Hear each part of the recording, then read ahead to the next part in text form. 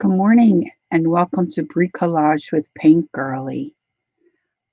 I just I feel like drawing eyes today, I think. I've been a little off my game. I don't know if it's the weather, if I'm coming down with a little something.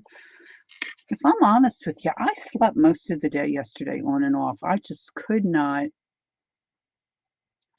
get my rear in gear. It was so funny. I'm sitting here getting ready. I had Mary on in the background. I ran out to the other room to get a few things and I thought, why do I have my sketchbook on my screen? And then Dawn and Raul are talking. I was so confused. And then, then I realized they had come in and left me some messages. So good morning to Raul and Dawn. Dawn had to she just popped in. I don't know that she's still here. Good morning, Tommy Joe. Nice to see you. So, so that's kind of funny. I was cracking up about that. And then I was, chatting to my sisters a little bit before I started, and so I'm just like, woo, all over the place. Good morning, Ange. Hi, Ree. Nice to see you. Hope you're feeling good. So I've got my water, and I didn't have to clean up my desk too much, so that's always a good thing. So I thought I would start by just going through my little sketchbook here. And hey, good morning, Miriam. Nice to see you. You're feeling good? Oh, that's wonderful, Ree. So while people start to drift in, I'm going to go through my little sketchbook here. I'm going to try to sketch in this one. If my camera gives me trouble, I'm going to bring my camera down real close so you can see what I'm doing. I want to just say right up front, I am self-taught. I did not go to art school, and so I don't really know what I'm doing. I just do what I do. I have no rhyme or reason. I don't always do it the same. So I'm going to open my just she oh, okay. So looks like Miriam just woke up from a little naparoony. Brenda, good morning. Good morning. Brenda is the sixth one in the room, but who's counting?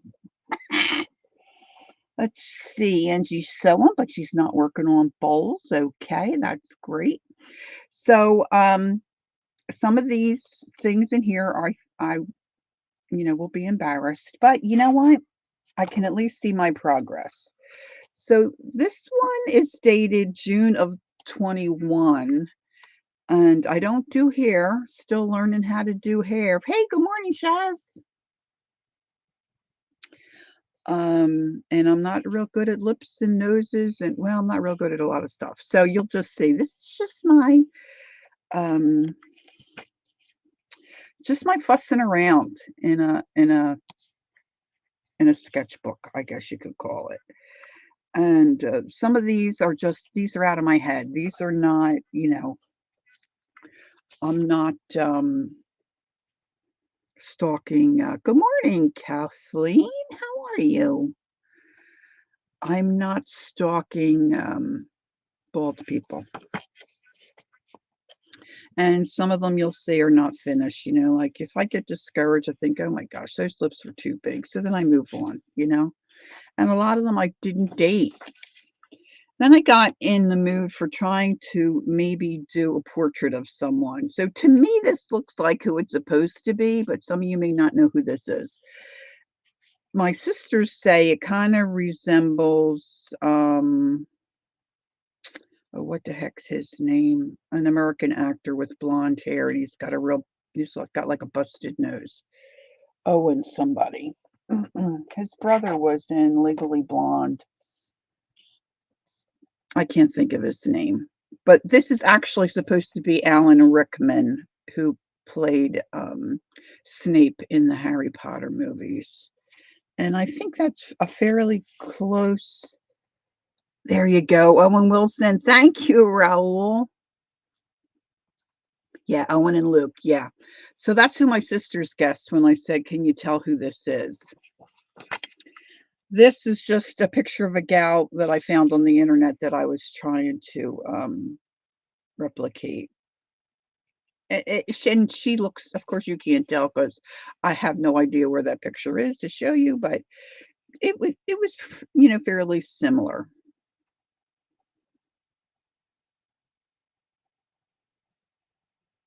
Oh, really?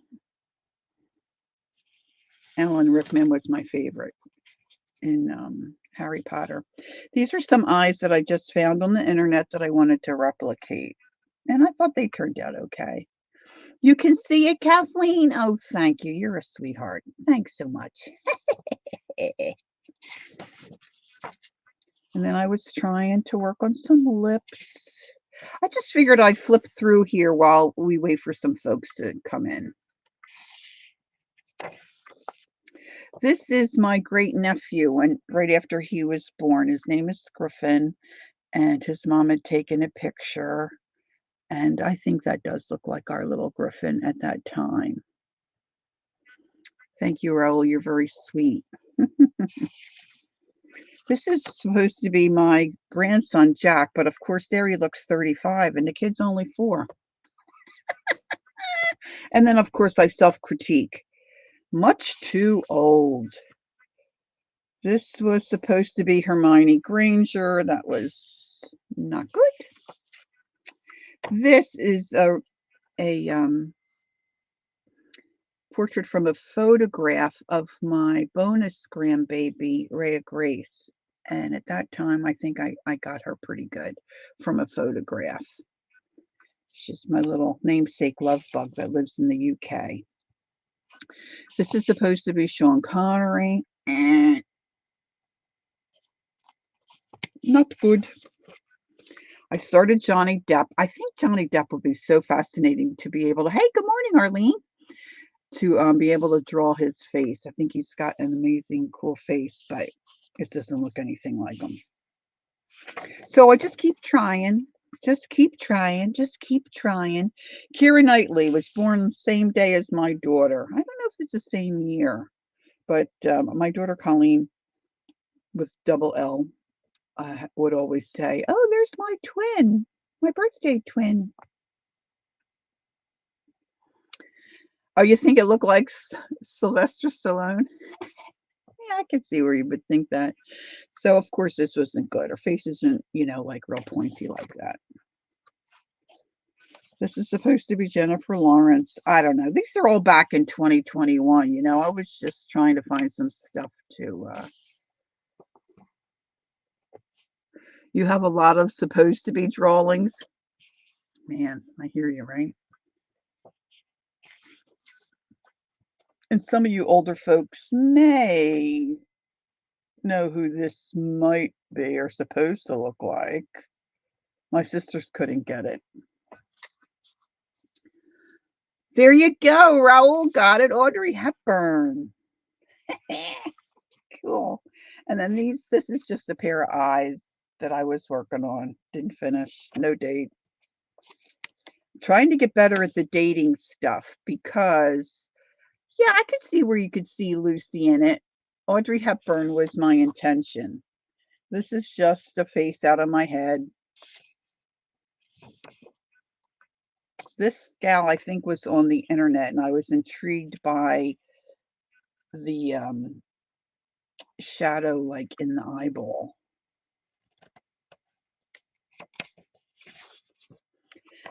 This was inspired. I think I saw this in a magazine. This gal, I replicated this. She was drawn by a Pamela Gillespie, and I didn't write down the magazine or the book. This was later in 2021. So then I tried to create some of my own kind of whimsical characters. And then did some watercolor. Of course, this is the watercolor paper.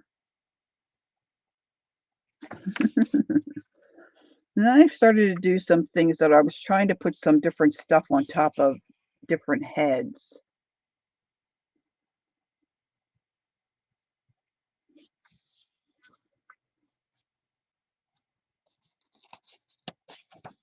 You know how sometimes you'll see a picture of, say, a face or something?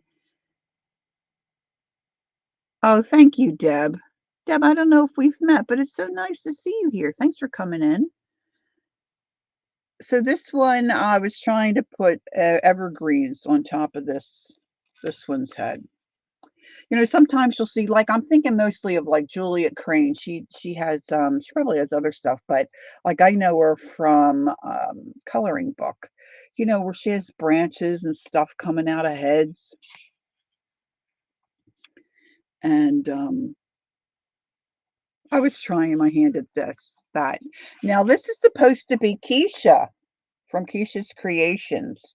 She changed her profile pic, but the old profile pic she had there, I was trying to sketch from that little tiny picture, and of course I didn't finish. This is just from my head. Your first time to talk? Oh, well, thanks for saying hi. Nice of you. It's great to have you. Pam, good morning. Years ago in ceramics, I painted a lot of pumpkins that had faces in them. So I just thought about pumpkins. This guy's one of my favorites, I have to say. My little elf man. Little elf man with absolutely huge ears. This guy, I did a train set, tried to do a little train set on top of his head. This is the holly berry, the candy cane girl. It is fun looking back. Then I thought, well, how about putting faces in flowers? Like there's a novel idea. Okay, like no one's ever done that before. So this is my face in a sunflower. I think some of these are a little scary. Now with the pencil, you know, you get a little bit of a shine. Now we're into 22. This is another a portrait attempt of my. You love the candy cane girl? Thank you. This is another rendition of our little griffin. Of course, a little older. He's such a cutie. So then we went to the bugs, you know, getting inspired. Oh, here's Wolfman. I didn't mean for him to be a wolfman, but he kind of looks like a wolfman. The bugs and the bug ideas inspired by, you like the holly girl? Thank you. Um, Kathy Arbor. She does amazing like nymphs and fairies and, you know, little bug people at times. This is supposed to, not supposed to be, this is my attempt at drawing from a photo our little Luce who went over the bridge. And she's just a dear little pooch of ours, family member. And she is pure white. White is hard. So when I started to study with Bonnie Snowden, I thought, well, maybe I should do a dog or cat and learn how to do white. So this is in progress of our dear little Luce. Whoa. There we go. So I got quite a few in here. This was I copied this, not copied like traced, but looked at the picture and tried to draw it. One of the gals from Emanuela Collins Collage 3, Wild Collage 3 coloring book. Oh, thank you, Pam. This one I was trying to get more definition in the pupil and in the white of the eye. You can see, I don't know if you can see like little veins and such. I was trying to work on that. That might be about the end of it. I don't know. Sometimes I skip around, but that might be the end of it there. Okay, so I'm going to try to draw on in this sketchbook, but if the camera doesn't cooperate, I'm going to switch to the tan And I'm just going to put a little die cut box underneath there to see if I can prop that up so there's no glare or anything. And then I'm going to bring my camera down as far as I can. And hopefully that won't be too annoying. Once I start getting some pencil on here, maybe it'll clear up a little bit. Now, all I do is just draw a shape, and I'm just going to start by just drawing, whatever comes out of my hand from my mind and just show you what I do. A lot of people, I have to say, over the years have said, "Oh, you draw the best eyes." And while I like some of my eyes, okay, I mean, I don't think I draw the best eyes, not by a long shot. And I don't really do anything, I don't think I do anything, super fantastic or have any process. I have a little bit of a process, I guess, but I just like doing it. So I just keep trying and try different stuff. So I'm just going to try to draw one eye, draw only two eyes, especially on camera, and getting them to look pretty much the same, is not easy. Good morning, Gail. So and I usually just use a little mechanical pencil to get my shape going. And I'm going to try to do a little larger than I normally would. And I can bring the camera down a little closer. Hey, Christine G. I hope I don't miss anybody coming in when I start to draw. So if you have a question, put it in cap letters for me. That'd be great. And I'll try to catch those. Don't, don't be concerned about repeating yourself because that's fine too, because I might not catch it. So I just kind of make an arched shape. Now I'm mostly doing this video because I felt a little funky the last day or so, for one. But the other is because, I didn't really get out a good eraser. I don't think I brought my putty eraser out. Um, oh, that's a bummer. Uh, Teresa Church, who's usually here, sometimes she's in the background. But I know if my camera's jumping, that gives her a headache. So I'm hoping that my camera doesn't jump. She's been wanting me to draw eyes. So Teresa, if you're out there or if you're watching the replay, this is for you, baby girl. All right, so I just kind of make my shape, and then I've just been starting to give myself a little bit of a line here at the bottom, and then I try to come in and do a little bit of a mark for my eyelid. This is not going to be a real eye. This is just, a fun. Now I usually twirl my book, so some of this might be a little difficult to do. I might have to twirl my book, and I'll see I'm getting those shadowy lines.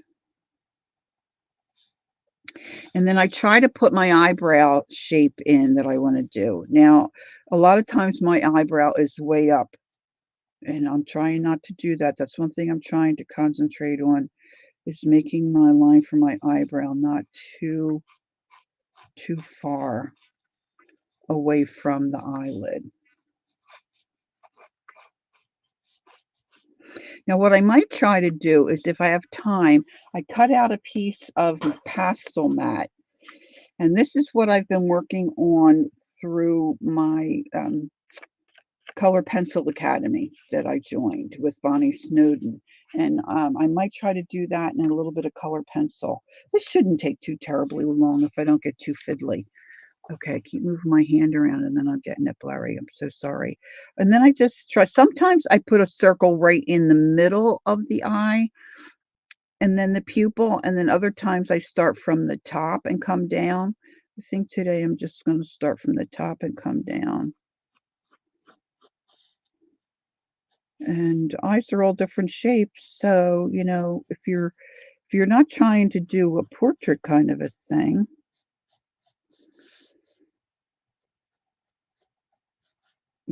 doesn't matter, right? You can do it any way you want. Now, I do have a little tiny book somewhere where it's all eyes. And some are whimsical and funny, and some I try to do more of a realistic eye. But I do like messing around with the pencil and with the stump and trying to.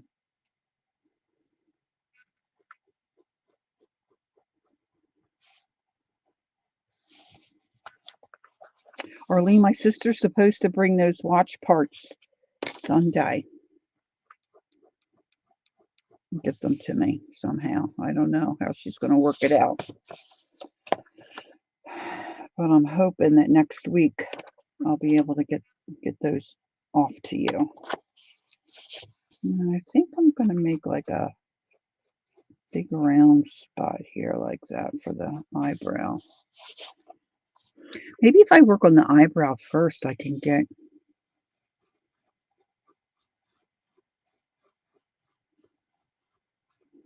Now, a lot of times when I do this, I'm doing it, by myself. I just take my darker pencil and color in my pupil. So then I can load up my stump for shadowing. Oh, good morning, Candy. Now there's an art person right there, Candy. So then I usually switch. Now, what I've been learning with my color pencil stuff is I got to leave a spot for a catch light. So I'm going to leave make a little spot there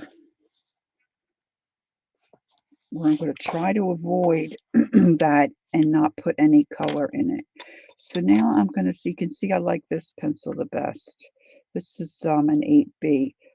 So I'm just going to come in and start really putting a lot of graphite here.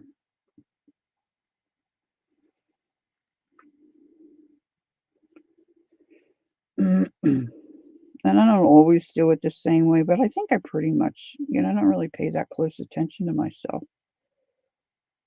especially if I'm sitting in front of the TV.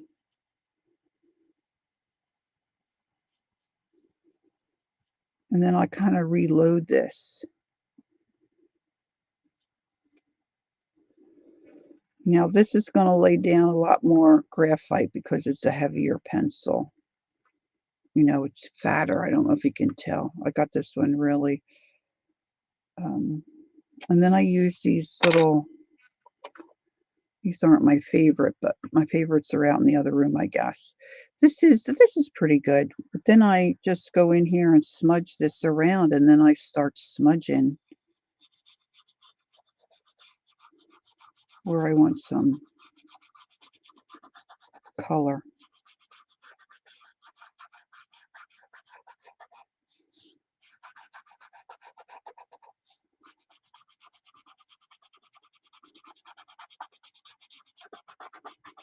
Now, if you don't have this kind of thing, let me come down a little bit. Some folks that I've listened to or watched, they might use a little bit of facial tissue to smudge out the graphite, or a cotton swab or a cotton bud.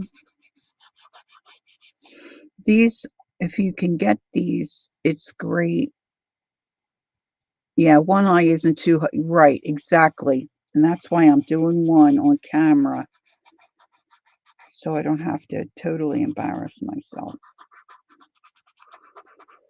See, and now I'm just going to start smudging some of this color. It's not color, the graphite, into the pupil of my eye. And then sometimes I'll try just, to get fancy and do different things in the eye.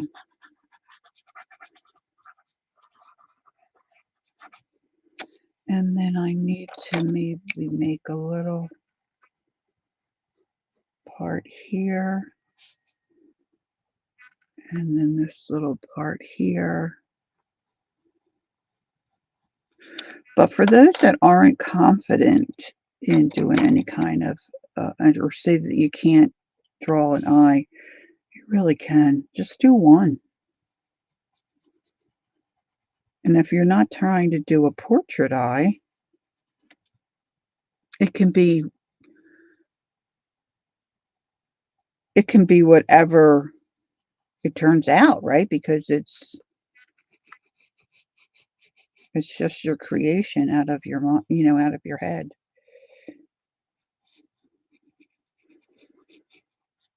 So then I just come in with different pencils, different weights of pencils, and I just start coloring, and I just try to I might have to go get my I'm trying to think if I have a piece. I don't think I have a piece out here. I should have a big lump of a kneadable eraser.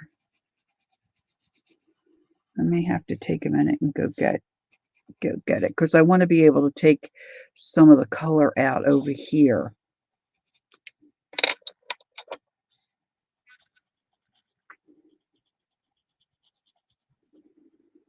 I'm not doing anything fancy on this guy or this person, whoever it is. I like to darken the edge of my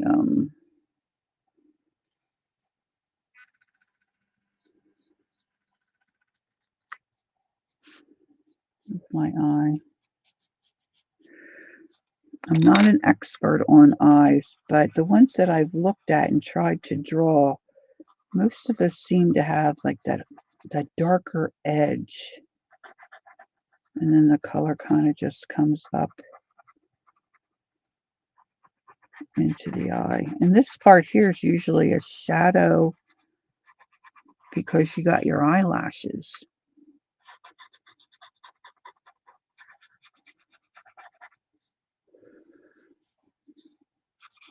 And then if you leave a little spot lighter right here, like towards the center, kind of helps make it look more round. And of course, the white part's not really white. So like if you watch Dee Dee at all, Dee Dee Willingham, that is, and with the coloring, she always puts a little bit of color across the top of the white part because you have that little bit of a shadow. And hey, Randy Rabbit, good morning. She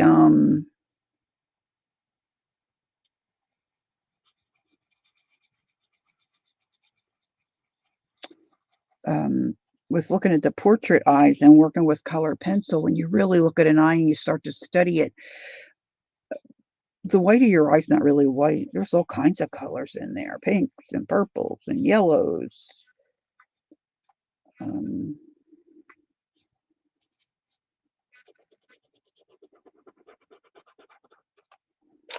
going to put a little bit of color in here. I usually don't fuss too much with this, especially with the when I'm doing it in pencil.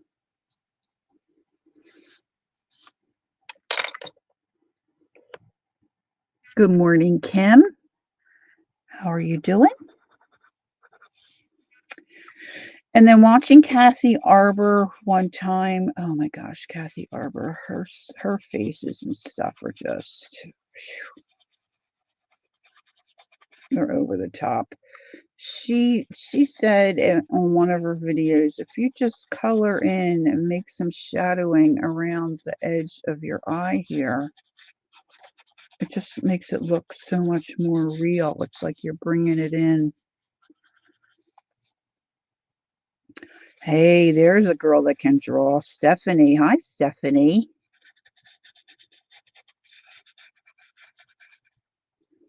Now, another thing that I've been trying to work on too is see how I have this really dark line there. Trying to shade that in and blend it better so it doesn't look so much like a line. Now this eyebrow, I'm going to put a little bit of coloring in the background here.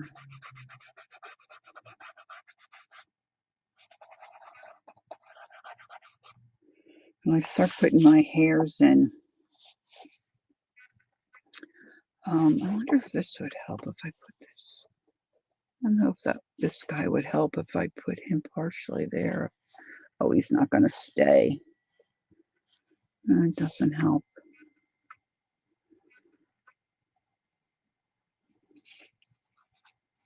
Now I really want to darken. And this is only a, I'd have to get, let me see if I can find my, no, you stay there and behave yourself. That's not helping. Let's see if I can find a darker. I mean, I do have pencils that I like that are one versus another. But you grind, pencils, you grind them down quite a bit. I usually have a number 10 that I like. See, I don't know the differences of the different pencils, know what the HB and the Bs are, and I go by how it feels and the thickness for the most part. 2H, that's pretty light, I think. I'm looking for, I think I must have pretty much ground down my number 10.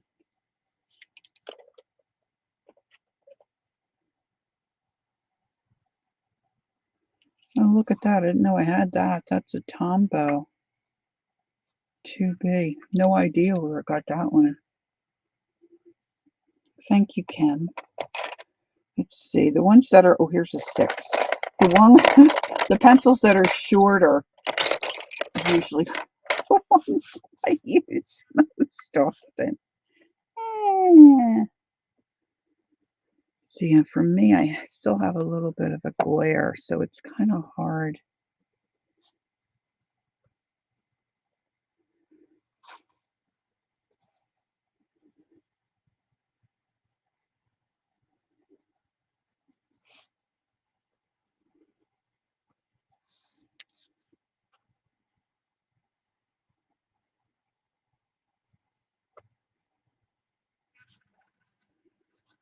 I'm trying to make this really dark on the top.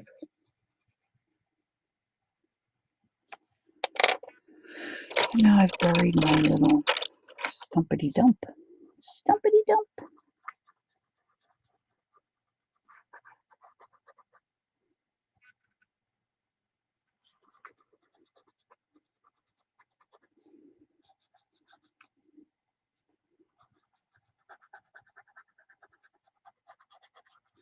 I found for my taste when I'm trying to purchase these little tortillions or stump, whatever you call them, some of the real white ones are real. Now, this isn't too bad, but some of the white ones that I've gotten at Hobby Lobby, they're real white in color. They're a little more flexible, and I guess some folks like that. For me, I like to have it be a little stiffer. So I like the light. They're kind of like a light gray.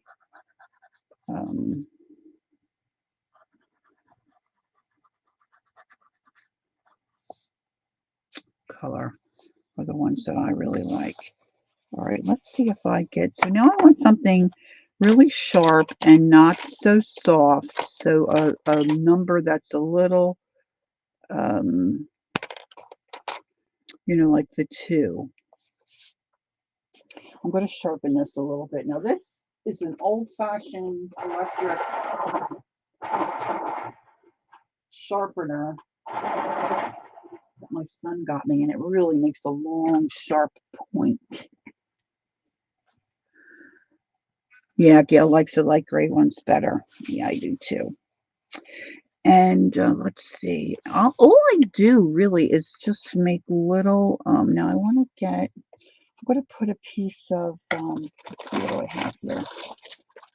Little piece of tissue paper down here so I don't get my. Because the graphite smudges very easily. So if you're not used to that, and then all I do is just start making little lines. I don't know if you guys can see that. all different directions.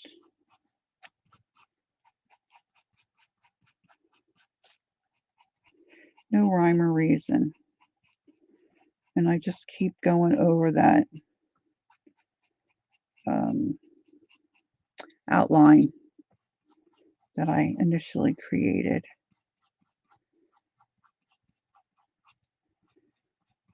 And if you look at your eyebrows real close, you know the hairs go all different ways.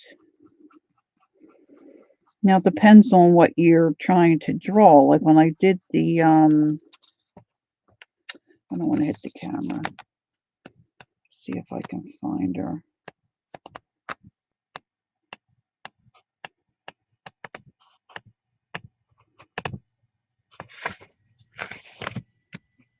Yeah. Well, like that one's kind of like that.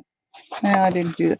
See, they're more solid. I did the more solid, like, see if you're doing like even a more of a cartoony kind of a look, or um, like say a model that draws their eyebrows on. Mm. And then I just keep going.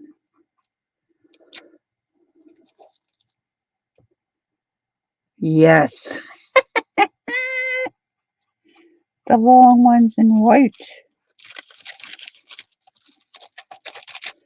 Was over to my mom's on Tuesday, and I said, "Mom, you got a pair of tweezers?" Of course, everything goes missing in Mom's house now because their memory's not great. And we were trying to find tweezers. She said, "What do I need tweezers for?" I said, "Mom, I want to get your chin hairs." Why?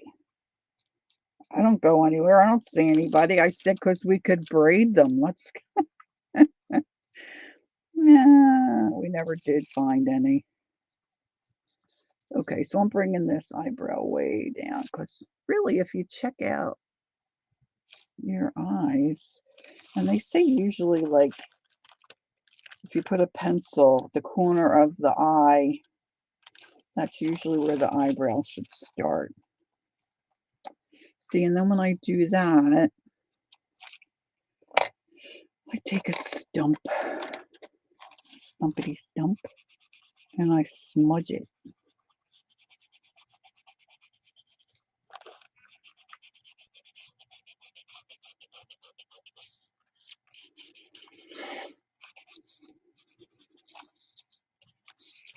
Okay. Now down in here, like when you start coming down, this is all usually really dark. And then you might want that little ridge.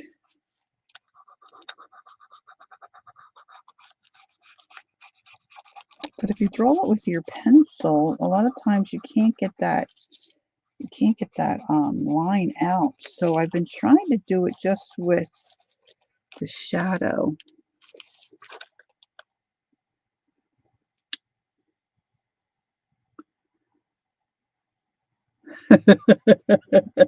Gail said, "I only have a son, but I've told him if I ever get so old and unable to do things for myself, please, please keep my facial hairs plucked." I know, right? Gosh, I still remember, and this was years ago because we've been in New Jersey 10 years. We were at the time that this happened, we were still in Pennsylvania. I went to the ShopRite. I was standing in line to place a deli order, and there was this lady, black dress, black hair for the most part. She didn't have much gray on her head, but I am telling you, her chin hairs, and there were at least 50 or more. They had to be like an inch and a half long. And I'm like, oh my gosh, does she have anybody that loves her to take care of those for her?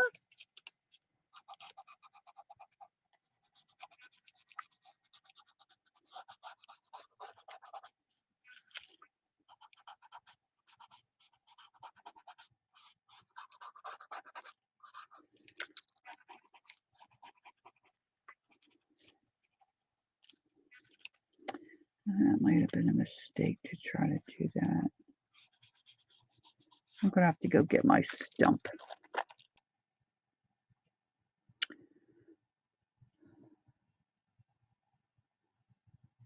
Oh my gosh. Years ago, when I was working, I was an executive secretary. And for 12 years, I worked for the Bucks County District Attorney's Office. And I don't know how things are there now, but when I worked there, it was the county detectives and the district attorney worked together. And when I first was hired there, I worked with the county detectives. I may have told this before. And then I would go out on different cases, different murder cases that would occur in the county. And we were in this one township where a murder had occurred. And the sergeant there was really quite unruly. Nice man, very nice man. But he was not concerned about his attire, you know. He just was a regular, I mean, he was a sergeant, street cop, you know. And the one fellow that worked with us at the time, oh my gosh, he was always dressed to the nines. His suits were meticulous. He never had a hair out of place. He always smelled great. So we go down to this township to work this homicide case. And the sergeant comes in and he's got all these nose hairs sticking out of his nose. So when he left the room, the fellow that was from my office that always looked great, he said to me, "My gosh." Well, he didn't say that. He said a few other joyous words. He's like he's got a garden growing out of his nose. What the oh, the sergeant really didn't care. Okay, I have to twirl a little.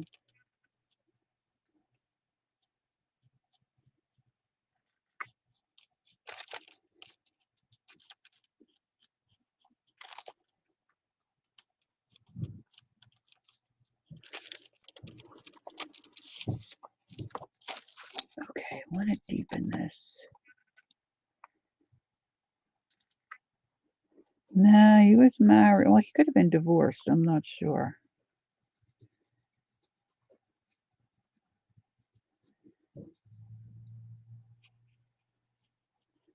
And it could be, he was racing out of the house. We had a murder case, and he didn't really take time that particular morning, but it was just so funny.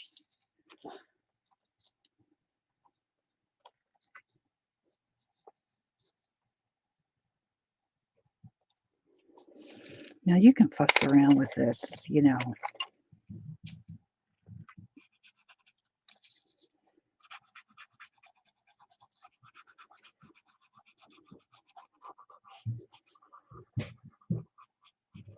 I don't really have my ledge, my little ledgy thing. I keep going up past my.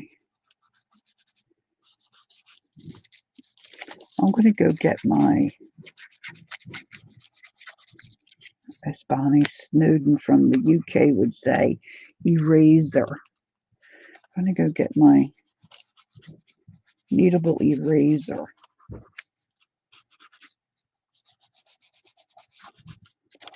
It looks better on camera than it does in person, I think.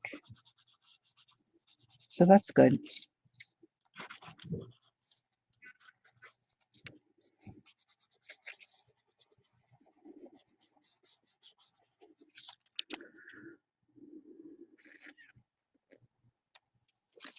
Yeah, it can be a fun job, but it's also, especially these days, can be a scary job. And you see some, at least my experience was, you could see some really not so great things.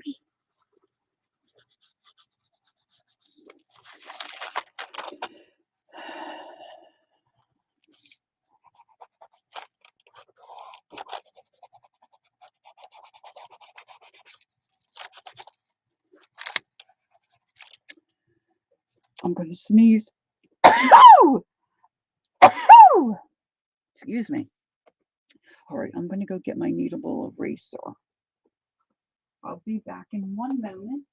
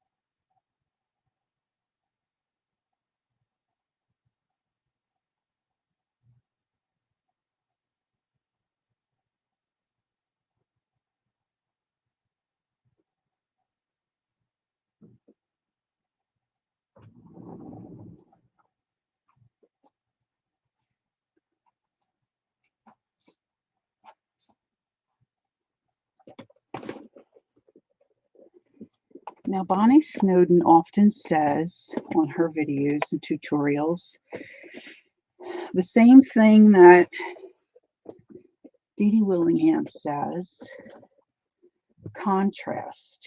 Contrast is so very important. And it's hard to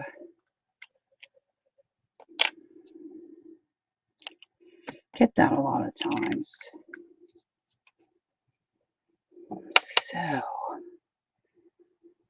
So I tried to get just a little bit of a smudge under the pupil there, and I kind of went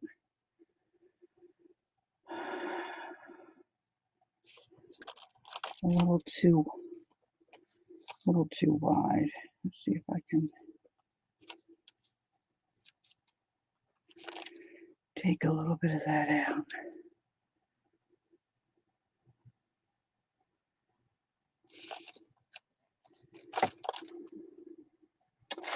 And then let's really make that light. And then I want to take a little bit of this out over here to try to create some interest.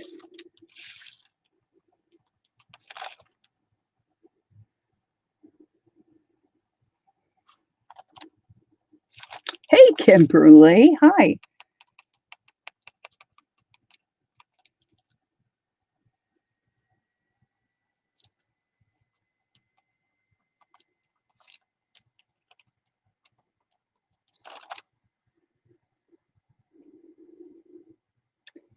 Now, I'd really like to try to create a ridge, you know, that your hair comes out of. I'm going to flip it upside down, see if I can do it better that way. I don't want to use a pencil because it just creates that line that you can't really ever get rid of.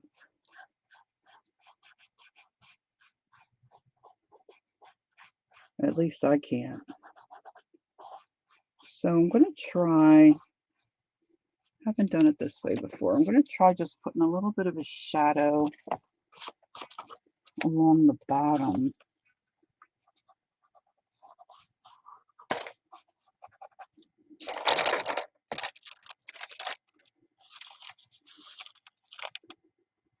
And then if I come in with my eraser, try to make that as pointy as I can. Let's see if I can rub out a little. It's not really working for me the way I want. Hey, Barbie, good morning.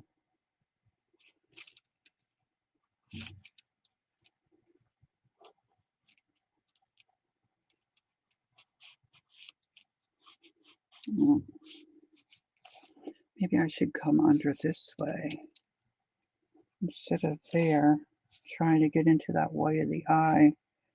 Maybe I could rub it out here.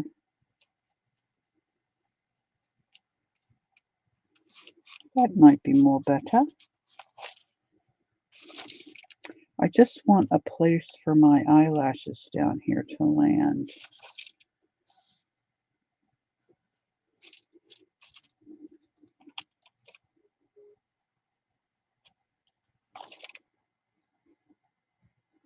That looks a little better.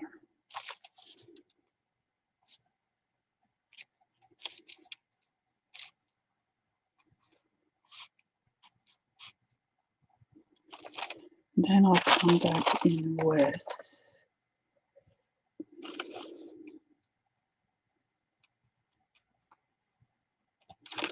trying to put some extra graphite under there, so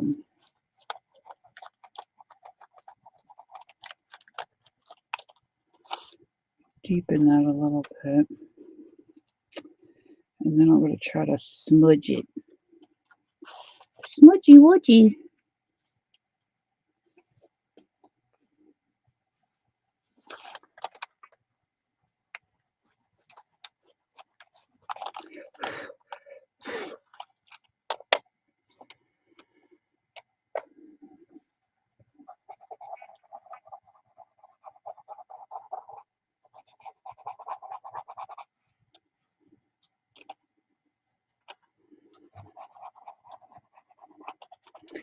Now, if I was by myself and fussing around with this, I would work a lot more up in here.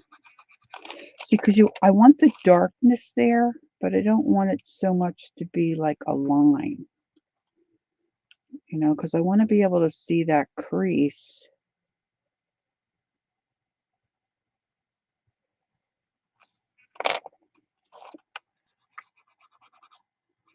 But I don't think I want to spend a lot more time on it here.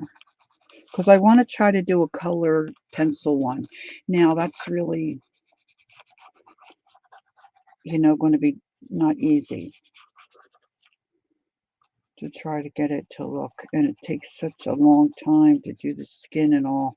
But, yeah, well, I've embarrassed myself before, so.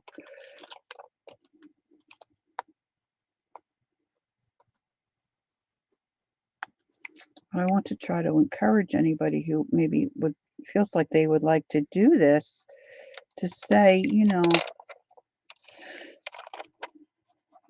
you could see from my sketchbook, you know, you get better with practice.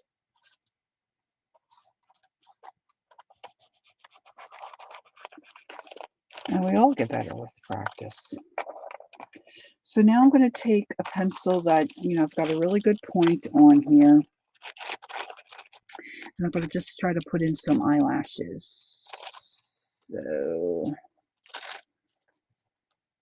this little here, this is supposed to be my little piece of skin. You're not even going to see them with that.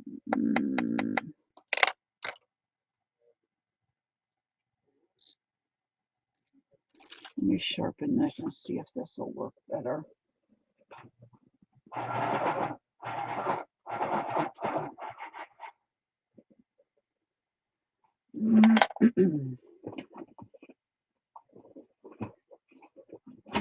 I might have to go over them a couple of times.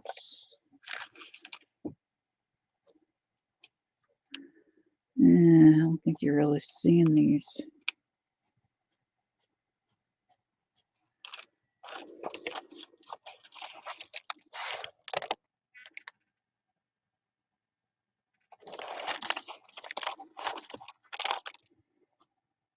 And of course, they get shorter as they go closer to the eye. And they go all different ways. Good morning, Kathy.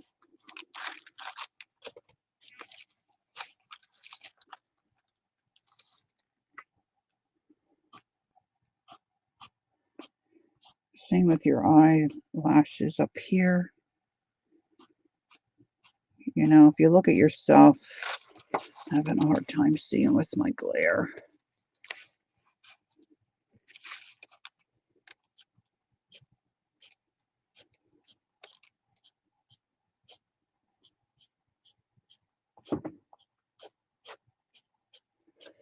your picture. Make them as long as, you know, or short as you want them.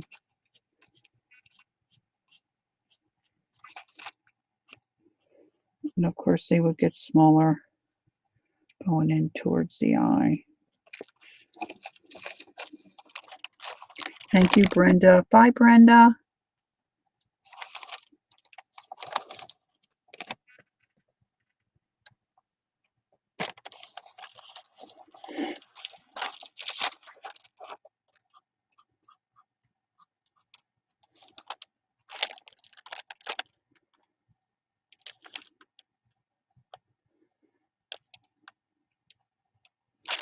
So that's pretty simple.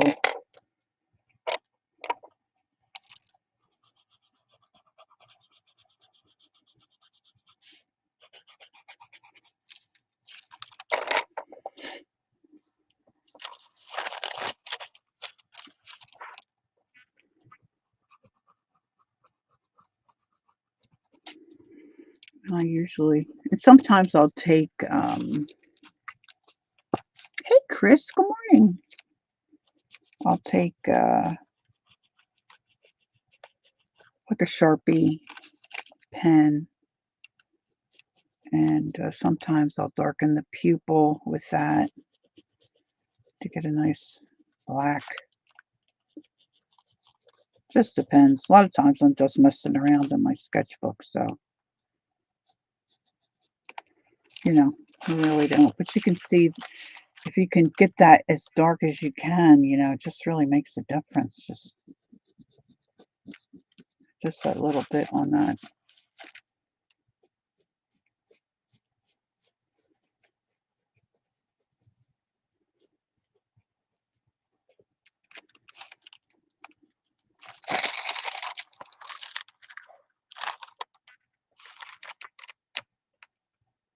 I got my camera crooked. So I would call that done, you know, for just messing around.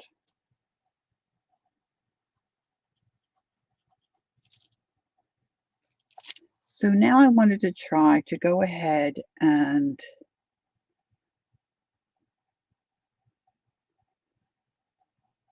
oh no. Arlene says she has a jar of rubbing alcohol on her desk for her doll faces. Just reached for it instead of her water. Yikes. Be careful. Cap that up or something, Arlene. I had two different, and I still do have two different spray containers, and one I always kept water in it. And then I decided, in this brilliant idea that I had, to go ahead and put my alcohol in that and put the water in a different one. Well, when I was working with my watercolors the one day, I didn't remember that I had switched them, and I spritzed alcohol all over my watercolor paint. All right, so what I'm going to try to do now, without, you know, maybe embarrassing myself too terribly bad, I'm going to take a piece of my pastel mat, which is something that is fairly new to me to use since joining Bonnie Snowden's Academy. And for those of you who don't know, Bonnie Snowden is a color pencil artist. She mostly works in animal portraits. She just started to move into the area of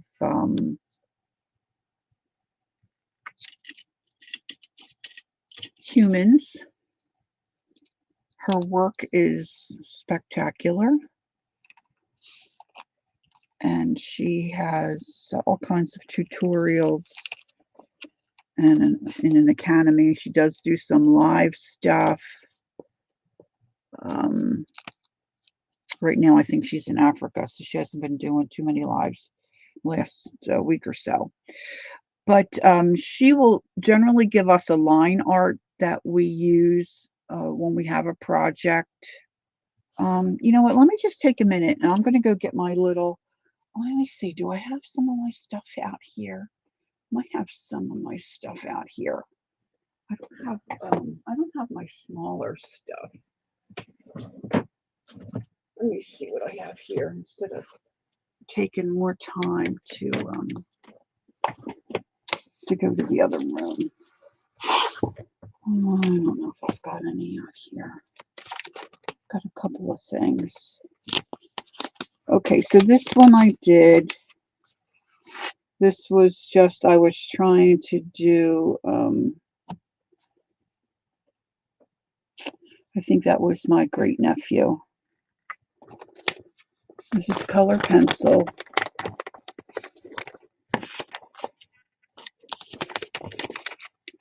This is a tutorial I did with Bonnie.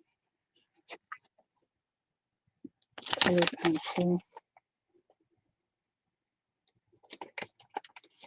And then I started Lucy on pastel matte.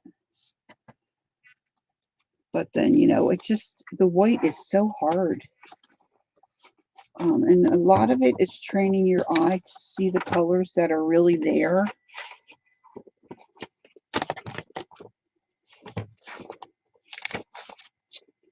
Oh,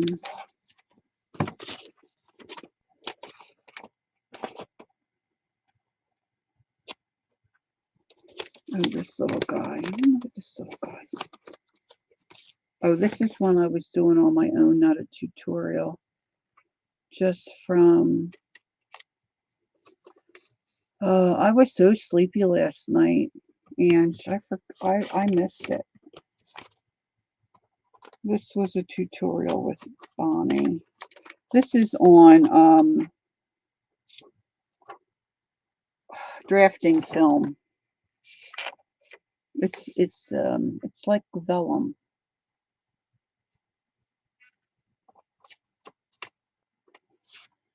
It's a really cool surface. I like working on the drafting film. And this one, I started this before I had the pencils that I was supposed to have for the Academy. And she doesn't use Prismacolor pencils.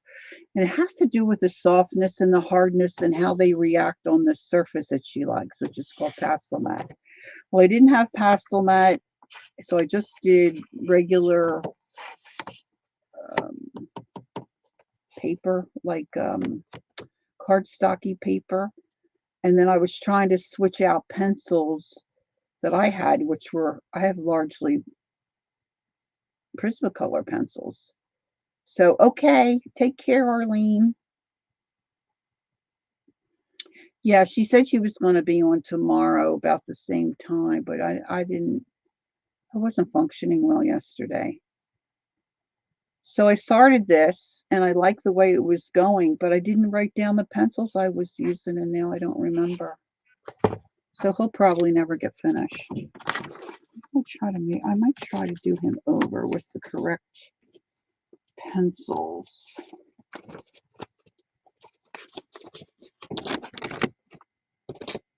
So I have a rabbit in progress on drafting film, which is really cool. I love the drafting film. That's all I have out here. I've got a lot of smaller stuff, like lips. We did teeth and we did lips. And trying to think what else I have out there. But anywho, she generally will give us a line art that you can trace onto your pastel mat. And of course, you can freehand it anytime you want, if you think you can do that. And so I thought this morning, after doing the graphite pencil, all right, Chris is going to go do up her dishes. And honestly, it never fails.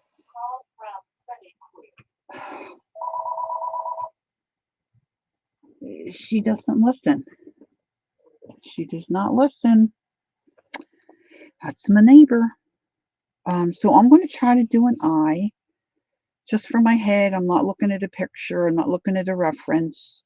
If I did that, it would take a lot longer. Probably, I don't know. I don't know how far I'll get because this usually takes a while and I'm still learning. So I thought it might be fun. Now, I have a bunch of pencils pulled for a project that I'm working on, which is a cat with gray and white fur. And I would say it's more like a Persian cat, and that's with the Academy. The Academy says, so, I'm in a place to put these pencils. So now I mostly have polychromos here. This is what I do. I pull them. I have this little stand that I can put my pencils in. And I mostly have polychromos pulled for that project. And I have used my Ceral tracing paper at times to put an image on the pastel mat, but a lot of times it's hard to cover that up. So Bonnie recommends that you take one of the colors in the project that you're doing and put that on the back of your tissue paper and transfer something on. Or use the color or like a shade of the color that you're going to use. I was thinking I might just pull out one of these colors, not too dark. Well, I'm doing an eye, so I'm going to probably use a lot of black, but I'm not going to start out with that. Let me try, let's see here.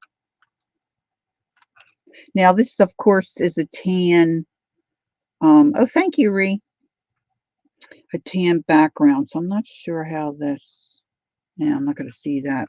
So pastel matte is like there's a grain to it, and the way that Bonnie Snowden describes it is that when you use your different color pencils, she mostly uses polychromos or luminance. She uses Pablos.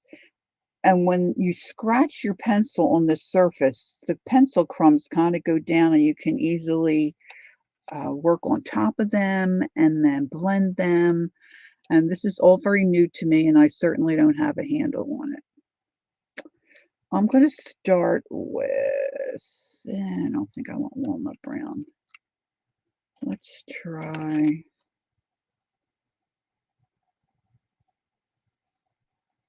Okay, this is a sepia. And erasing on here, I'm not sure about erasing because, see, I'm big on erasing. And this pencil is not that's a little chipped. Well, let's see how we make out. I'm just going to go for it. And whatever happens, happens. Dun, dun, dun. This is a little scary for Lori. I haven't tried to do this, just idea from my head.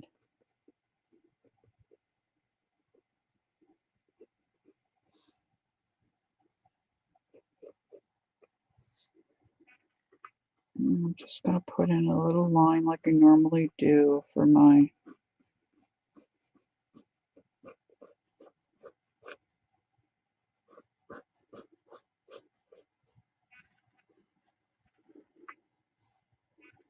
I want that up a little bit and this in a little bit more. It's not good to erase on the pastel mat. I probably should get a little.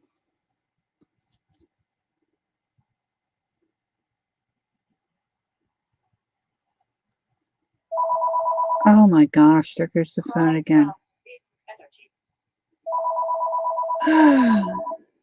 It's one of those days. My husband was trying to take a nap.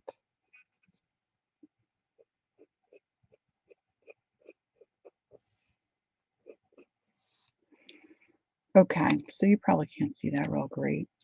And then let's see, let's just come in this way with an eyebrow of some kind.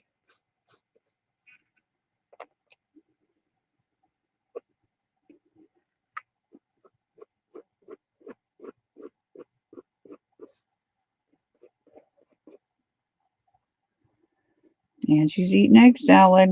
And you're always eating something.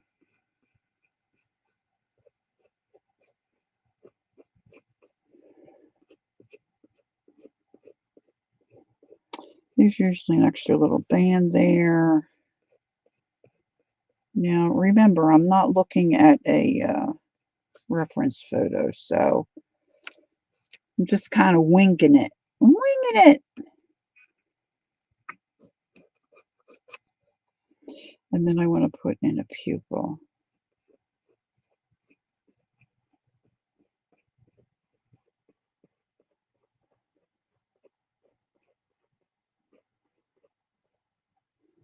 And then I want a little area for catch lights.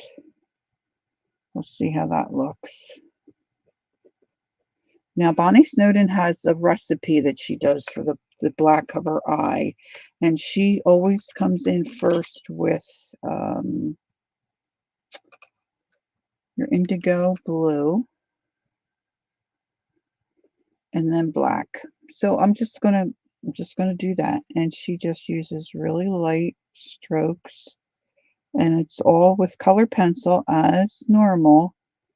It's layering. Even in your coloring books, it's if you want to be able to color and get the results that Dee Dee Willingham gets, or say Cat and Paste. Just trying to think of some other folks that color. Devin Rex for art. Probably forgetting somebody. It's all about layering.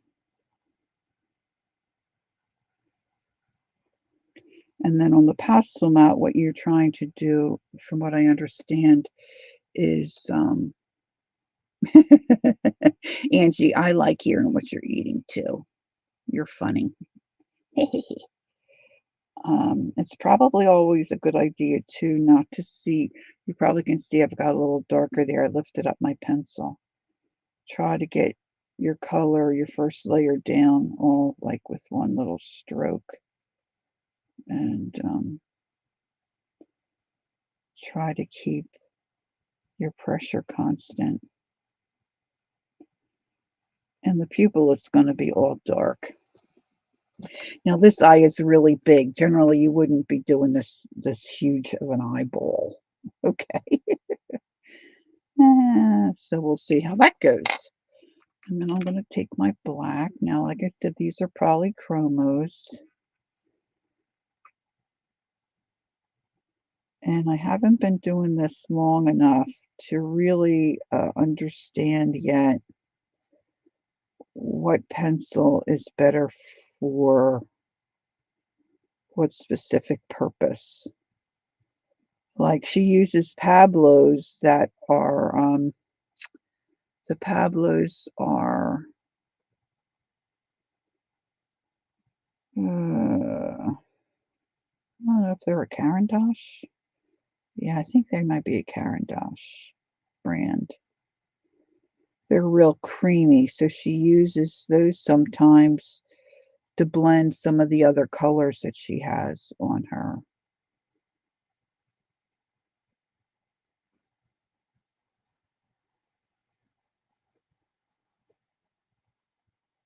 surface.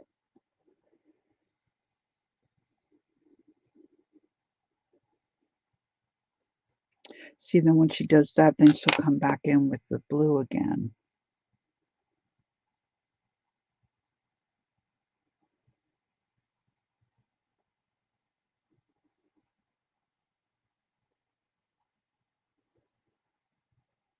And I'm still using really light pressure.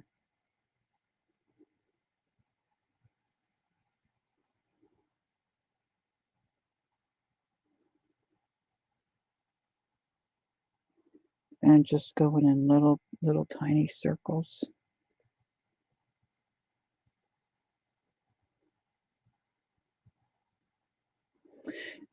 Now, normally you're looking at a reference.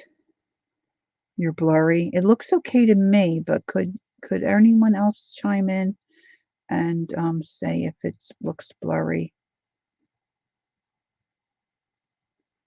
Christina, did you adjust your gosh, I forget what they call it. If you go to your little wheel your settings wheel, and you can pick like, what is it, 727? Oh, on Frozen?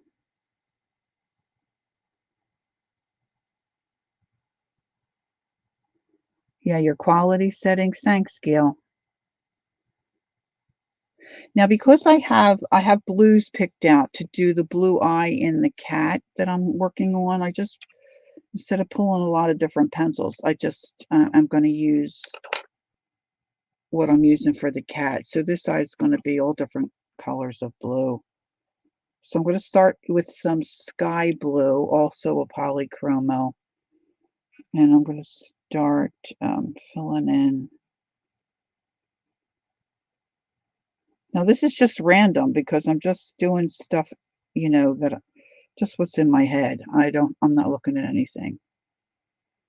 Maybe refresh, Christine, and maybe that might clear it up for you. Sorry.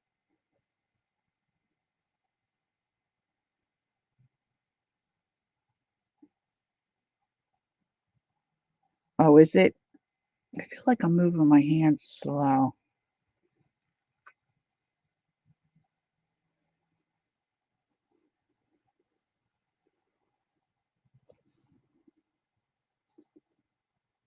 So this is an experiment, guys. I haven't done this before. Hey, there's Kathy. Hi, Kathy. Good morning.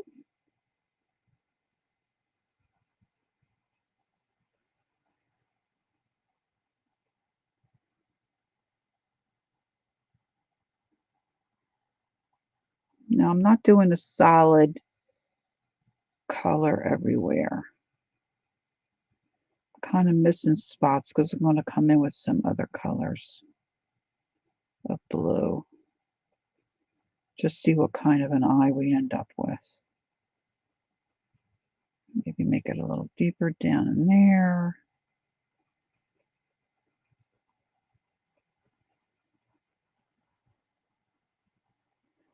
I was really kind of afraid of the Pastel-Mat when I first started to work with it, but the more I work with it, the more I do like it.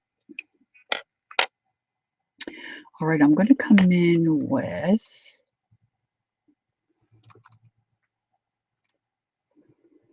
this is a turquoisey, light cobalt turquoise. And I'm going to add some of this in. Some of it I will overlap on the sky blue. Just going to put little patches of it here and there. Maybe here.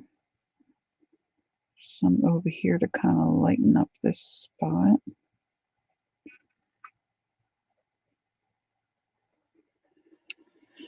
And let's see, what else have I got here?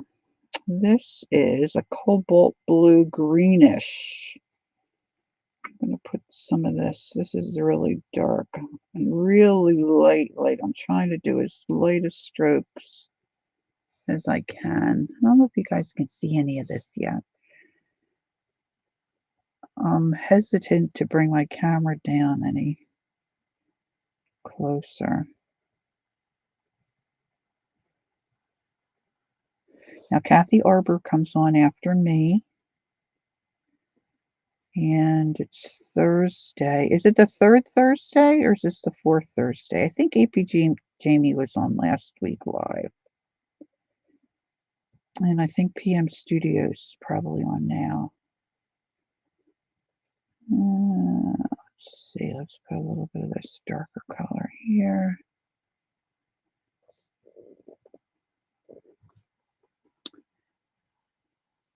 Oh, really, Kathy?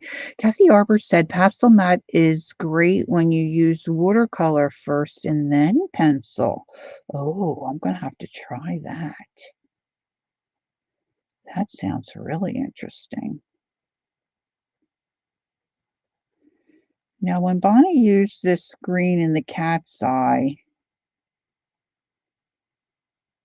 I didn't really see that much. There's,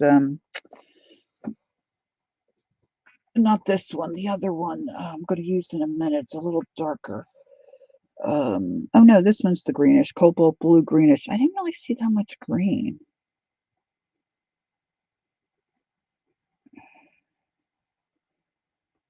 I'm going to push some of this into the pupil here.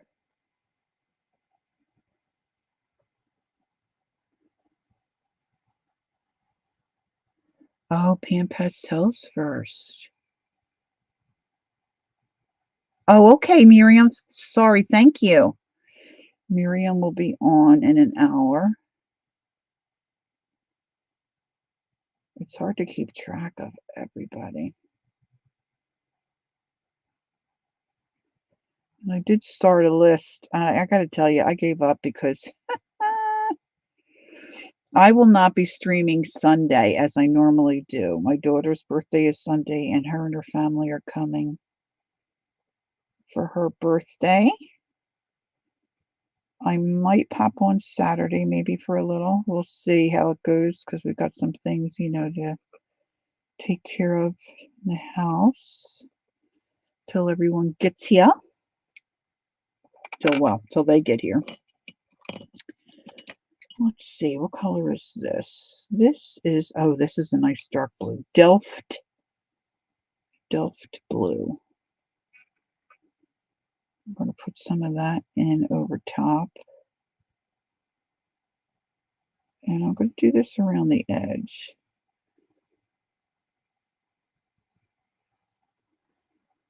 Now, when you look at eyes, they're all different colors. There's some green, and there's usually maybe some yellow. And if it's a brown eye, maybe some oranges. And I'm just doing a little kind of jaggedy stroke around my outside edge. Still doing light pressure. I might add a little bit of gray. Let's see.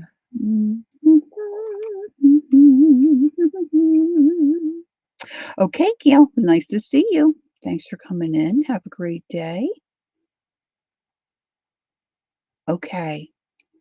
Gail, still praying for you. You're still scheduled for the 4th, right? For your knee? Gail's got knee replacement coming up.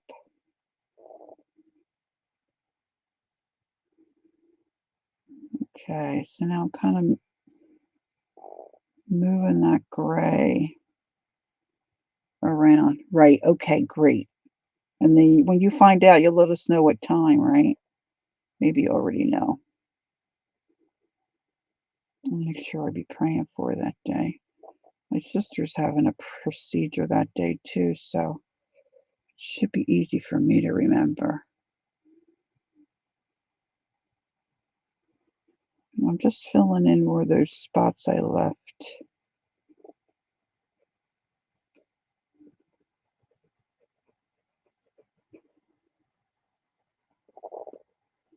My gosh, my stomach's starting to growl. It's probably because Angie was mentioning egg salad. We'll blame it on Angie. Still trying to do little circles. Filling in. This gray is gray 2. I probably could have picked it darker. Now I'm going to see if I have yeah, here it is. This is my cold gray 1. And Bonnie a lot of times uses this to just come on top and start to blend the colors I've already put down.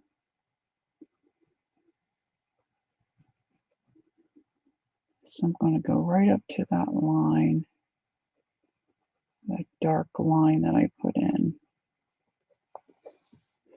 Well, it looks like a neon eye right now, doesn't it? Ooh.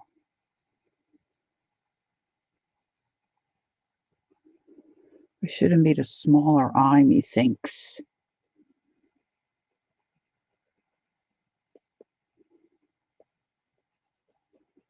The watercolor first really intrigues me.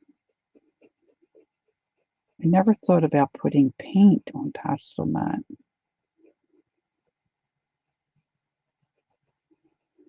But like I said, it's a new surface for me, really.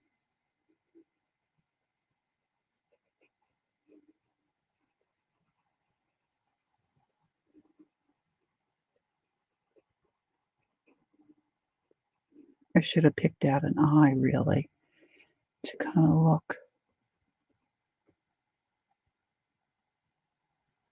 Oh, Ange, I wouldn't let it go too long, baby girl. At least go see a surgeon and see what they say.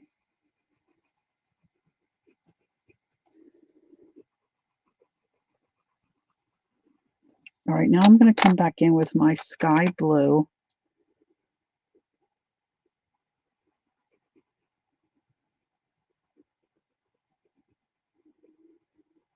And I'm going to get some more of that laid down here. Still I'm using bigger circles now.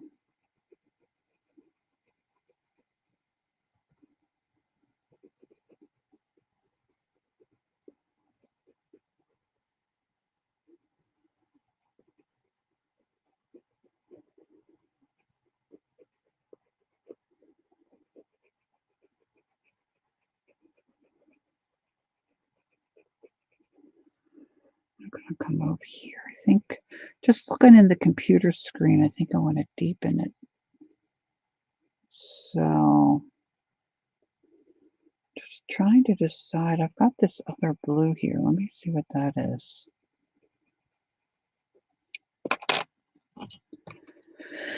Let's see. This one is called light ultramarine. Let's see.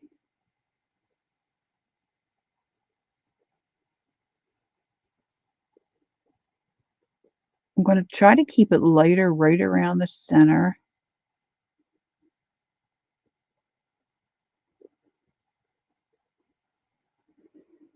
And just putting it off surgery because she'll be laid up for a little while. So I think that's probably her issue, right, Ange?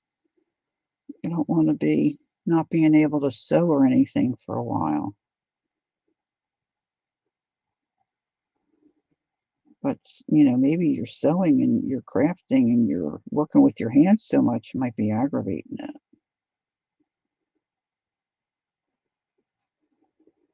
Let's see what it looks like if I take a little bit of my oh, yeah, try it, Stephanie, I think you'll like it. Like, I am not a watercolor person.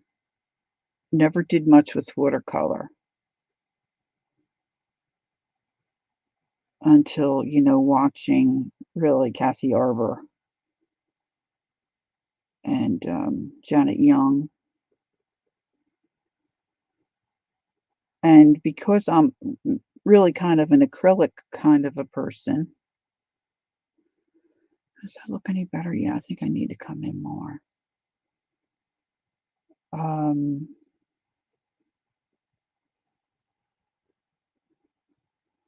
I really prefer the hot press watercolor paper because it's smoother.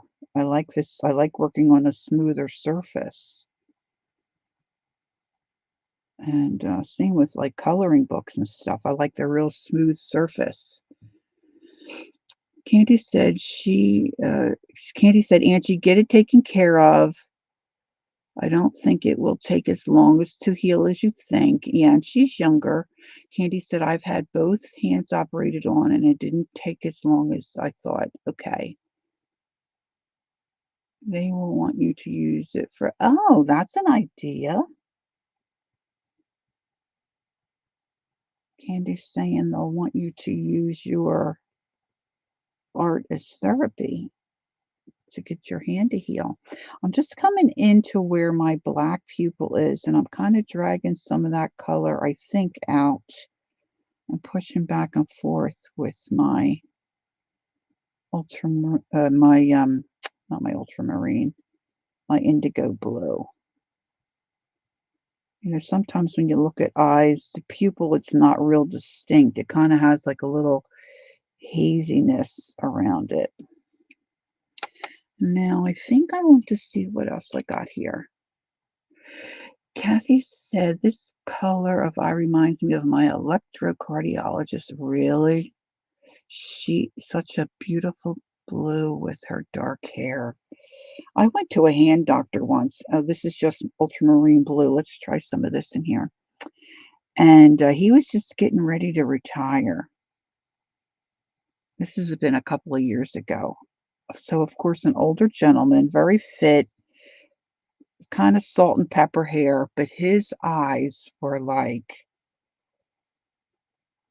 I said to him, "Oh my gosh." He said, "I know. I hear, I hear it I hear it all the time."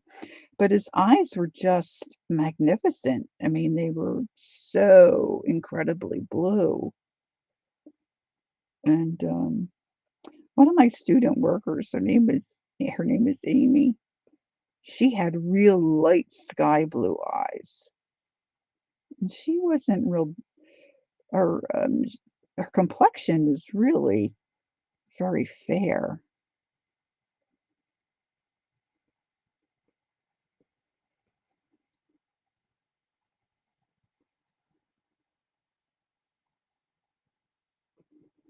All right, let's try to get some darker in here. I'm just building up layers.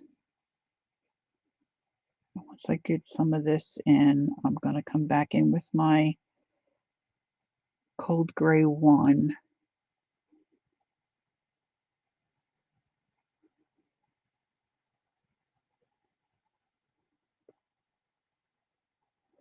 Thing is, I don't know. Yeah, I guess I have some colors here I could use for flush if I get to that.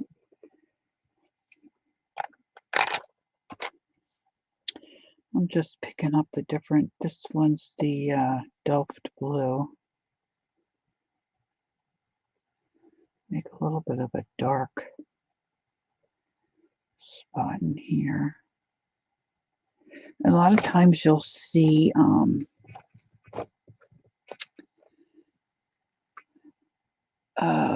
what does Miriam say? Miriam said, I did that one, started with with her legs and her hands, and it's better. Thank you to, oh, so she did ambigurum, is what she did for her therapy. My dad has the bluest eyes, says Miriam, but she didn't inherit them. Kathy says, I have a nephew with beautiful blue eyes and long lashes. So wasted on a guy. Three girls. We have a friend. His name is Joe, a friend from church. And oh my gosh, his eyes. He's like, oh my gosh. He said, I never knew if girls wanted to date me for who I was or for my eyes. It was a struggle for him.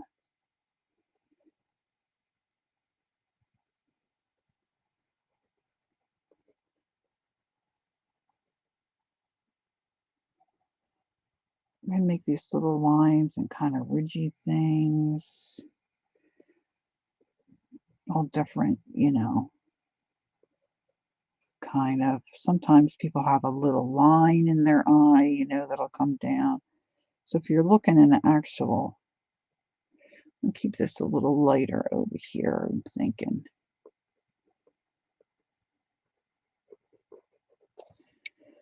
Oh, let's get that cold gray one. Kathleen said, my father had beautiful blue eyes and my grandson has the same color. I get a lot of comments on my blue eyes, but mine aren't as beautiful as my father's. My daddy had blue eyes. And they were pretty, but not like striking like some people have.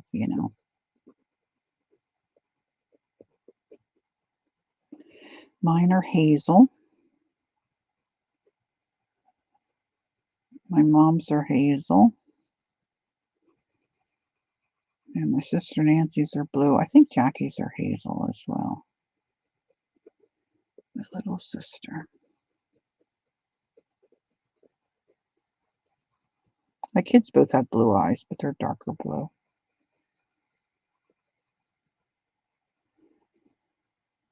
Well, I should say that. At least I think they do. I haven't looked at them in a while. Our daughter's eyes, she always had like a lot of different colors. Like if she wore a blue shirt, her eyes looked more blue. If she wore If she wears gray, picks up more of the gray.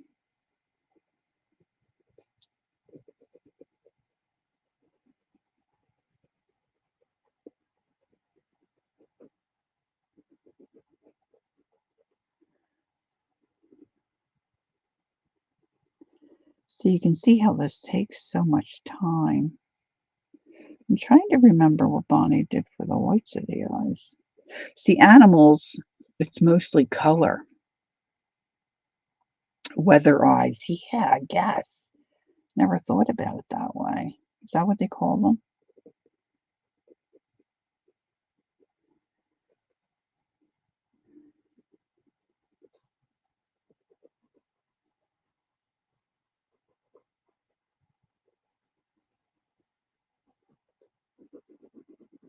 All right, let's come in with a little bit of black. Just real light. Try to add some um, contrast here.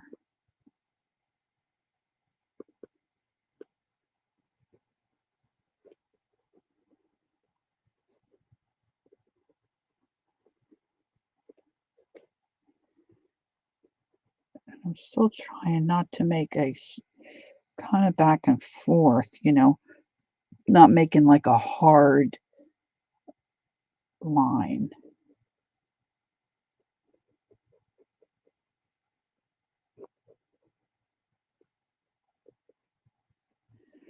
Let's see, do I have any white here? Yeah, I have some white.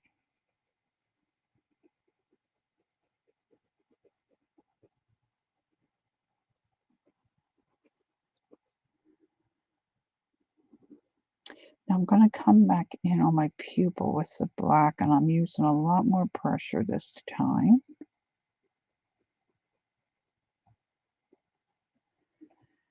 Really trying to darken that up.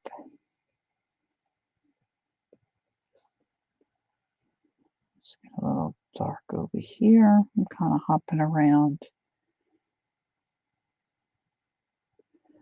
Yes, my father has those and reflect sky. That's why they're called weather eyes. Cool. Never heard of that.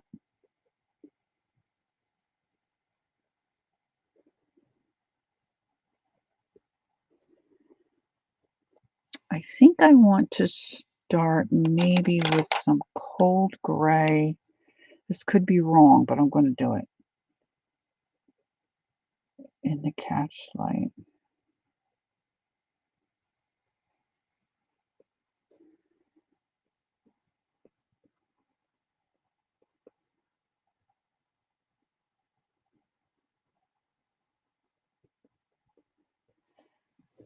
Hmm.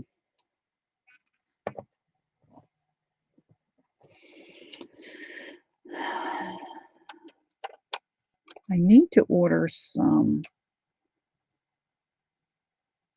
different whites. I don't think I have the whites that I'm supposed to have for my class.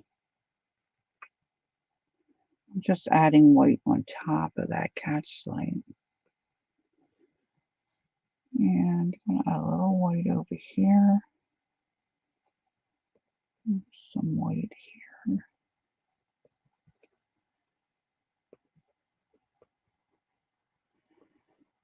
Because it's not a portrait eye, I can really do whatever I want, right?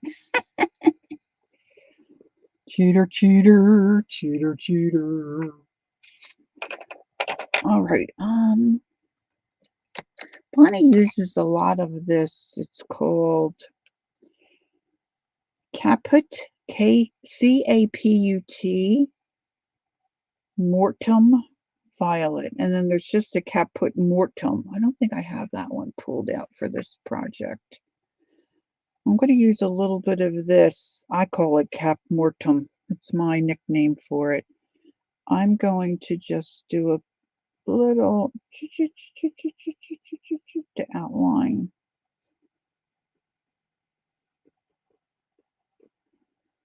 my eye here.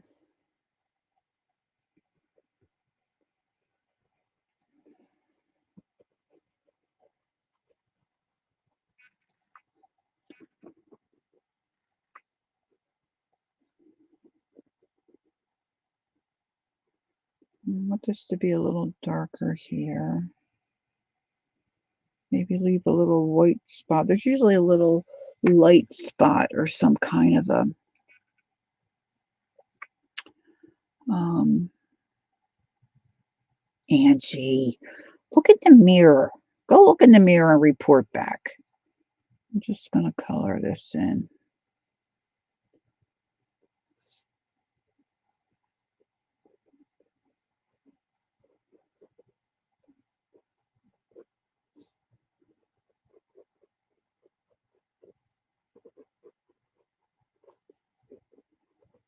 Just making myself a little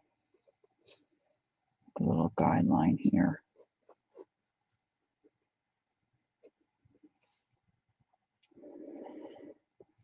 Now, just going by what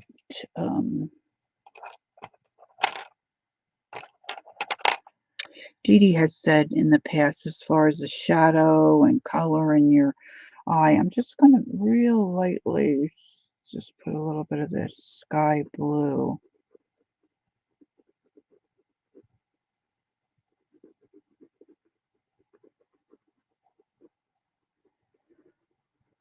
At the top here. I should pull out the tutorial I did of the eye with Bonnie. Maybe I would remember what we did, but it's not coming to me. It's not coming to me.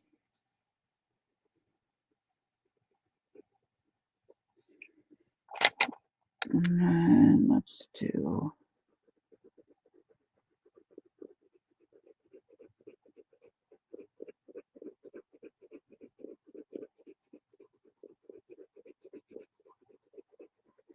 just doing the cold gray one.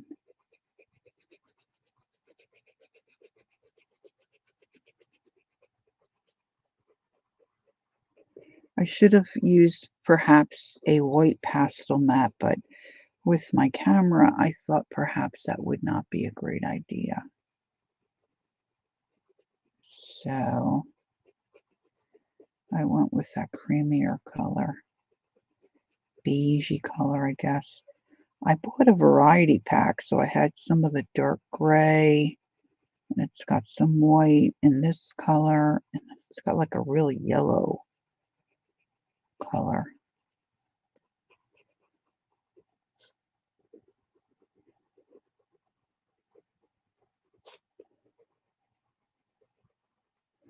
All right, now let me get some of this. This is the luminance. This is called Warm Earth. That's really dark. Okay, let's use that. Some Warm Earth here in the corner of the eye here. Kind of smudging that over top of that line that I put with that Cap Morton Violet.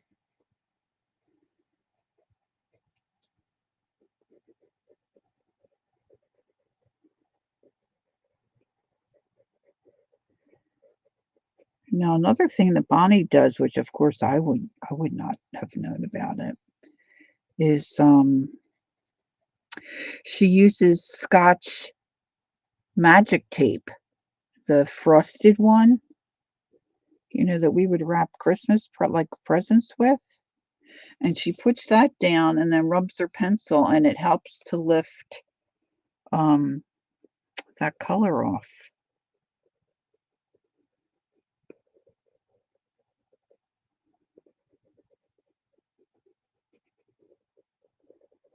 And that works like a charm. I was surprised. I was very surprised that that worked. But it's cool. It's cool. All right, what did I oh, there it is.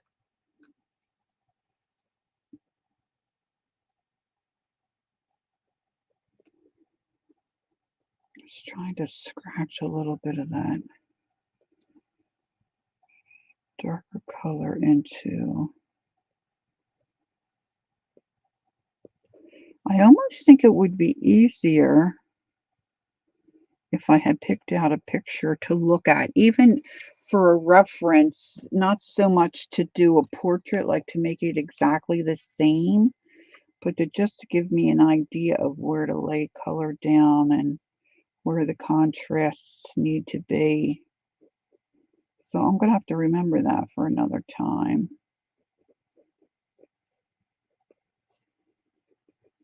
Because doing the pencil,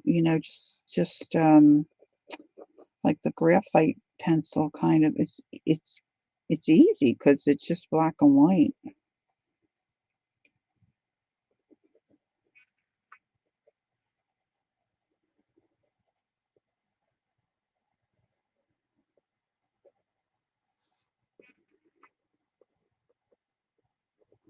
I'll try to get a little bit of fleshy kind of color down the bottom here. And like I said, my colors I pulled out are really for a cat. This granite rose. This is the Pablo color. This is the Sabia 10%. That's kind of gray, pinky. Let me see what I got back here. Oh, yeah, this is maybe, oh no, this is the cinnamon. That's a good flush color, I think, for after you get a base down. Let's see, this is burnt sienna. Maybe I'll try a little bit of that.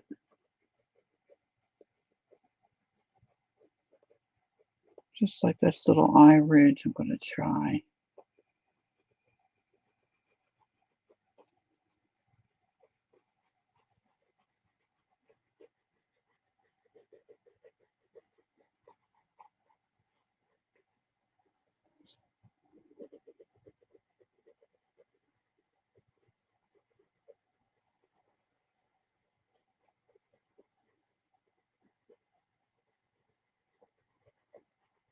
It's not too bad.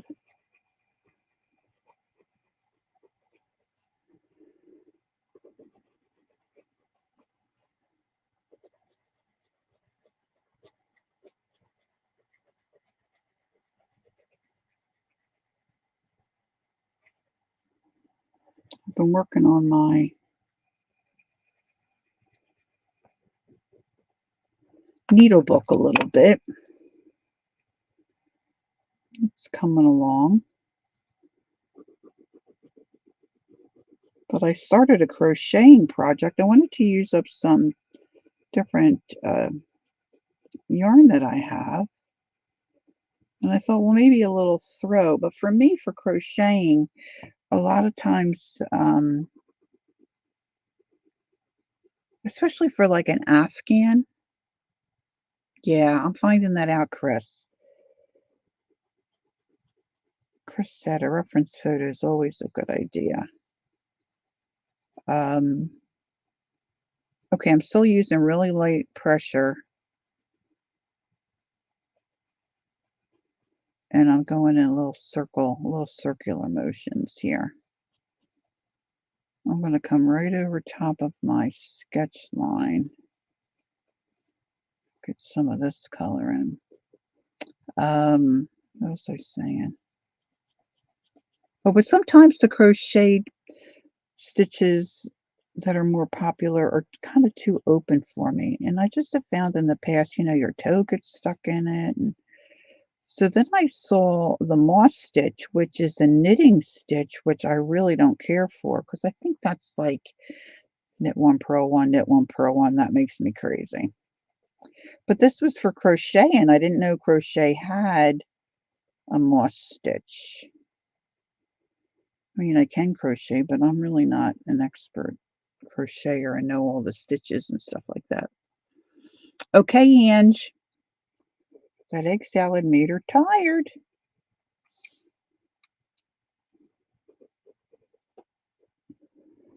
All right, let me get a little bit above here.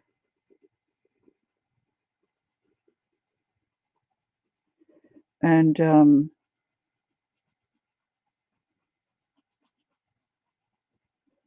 I'm really liking the moss stitch in crochet. I had a hard time getting it started because I was using first like a variegated gray kind of a, where you've got gray and then a dark gray and then some white would start. Well, my center, trying to get the center of my crochet project started, kept getting wonky. I must have pulled that out 6 times, and then I finally thought, "Well, stop using the 2 different colors, cut that part off so the center is all gray." It's a little wonky, but nothing like it was, so that worked out better. But the corners are just so nice and crisp, so I'm really enjoying doing that little project. So if I want something really kind of mindless while I'm sitting in front of the TV, man, yesterday I just couldn't keep my eyes open.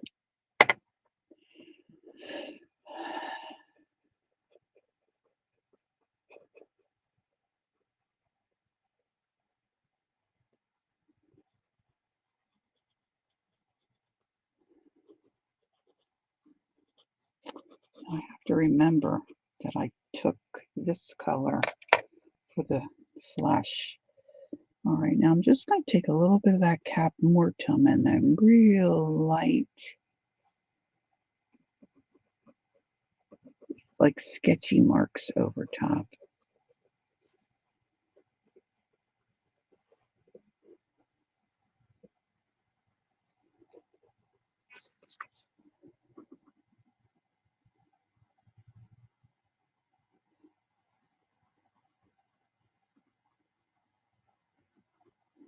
Bringing some of that down on the lid.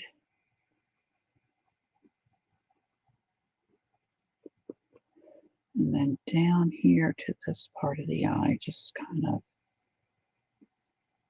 gosh, the lightest, and then it's easier. Okay, Bucky Ann's Creations. Patty Ann?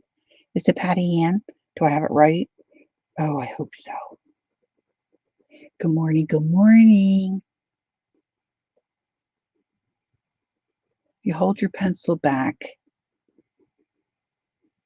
as far as you can. Oh, thank you. Uh,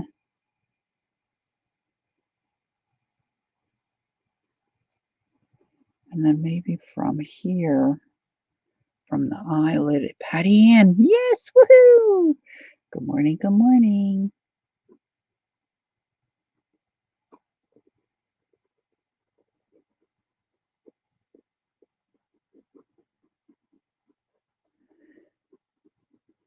I'm just trying to imagine where in an eye, we might have some different colorations. And because if you look at your skin close up, it's all just, all those little pores.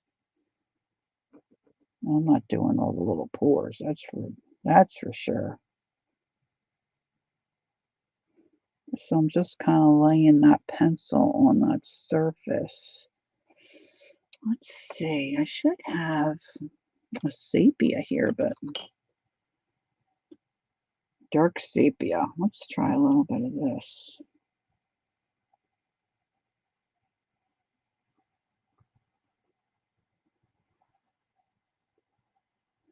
Again, trying to increase the contrast.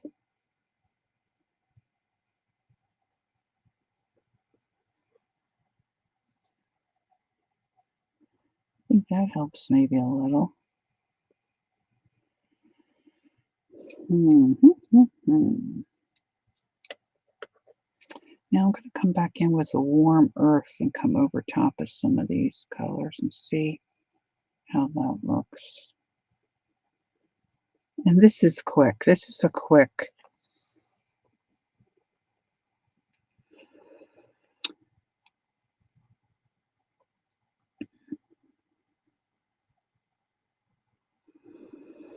Oh, a late night true crime group. That sounds interesting.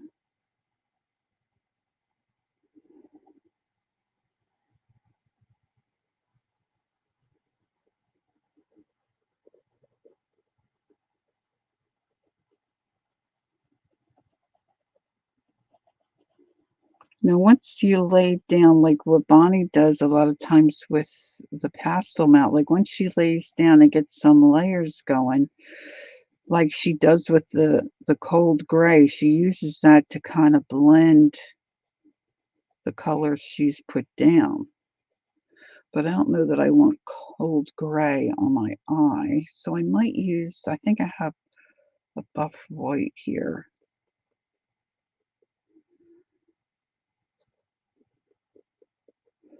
So I might use that just for a blending. And this is a Luminance Buff Titanium.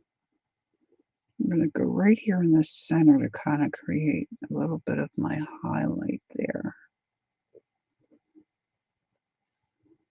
And let's put a little bit down here.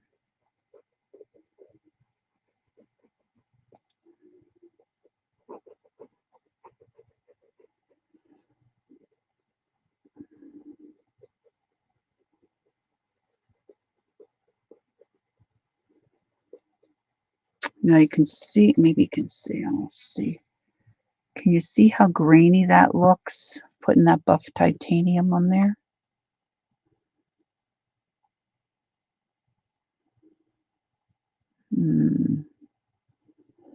But the more pencil I add and the more blending I do, that roughness starts to go away when you get enough pencil in there.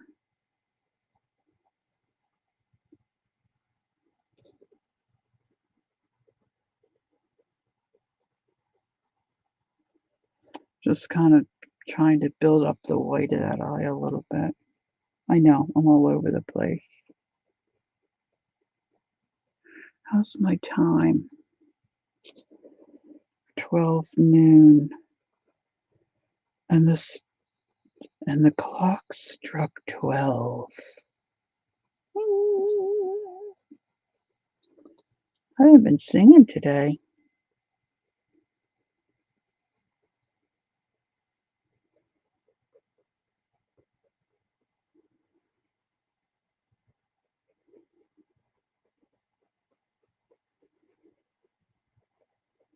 I'm really looking forward to seeing my grands on Sunday. Haven't seen them for a while. Miss their little faces.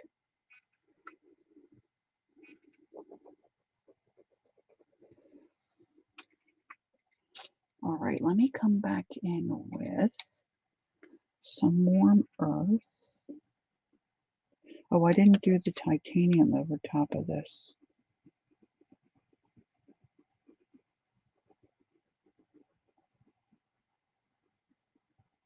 Trying to blend that in a little bit.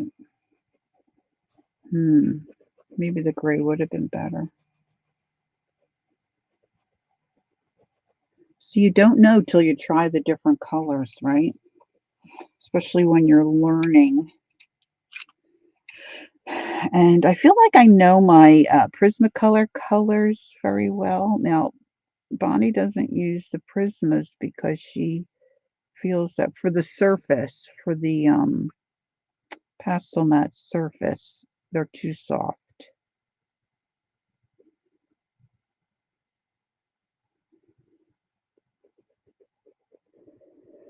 Now I'm going to go back to that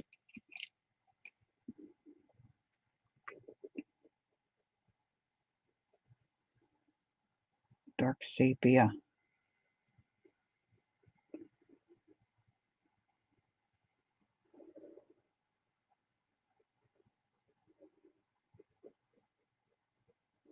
I wonder if it's hard for somebody like Dee Dee or Kathy Arbor to watch someone like me. They're sitting and screaming at us saying, no, no, don't do that. Do the other color.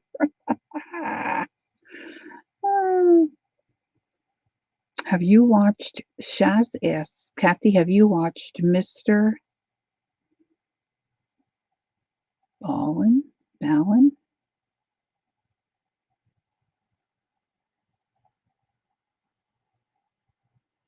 Patty Ann says, as well as Chris Smith, as the Chris Smith Chris Smith murder.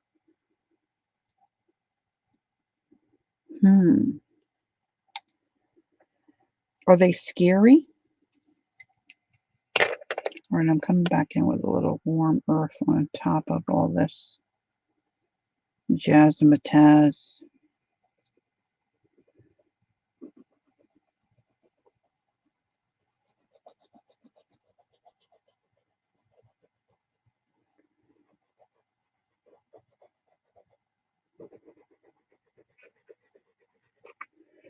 I think I used this down here. This is the burnt sienna.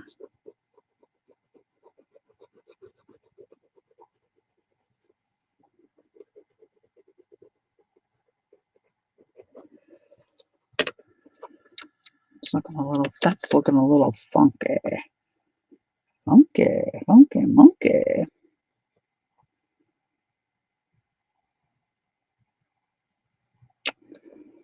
Oh my goodness.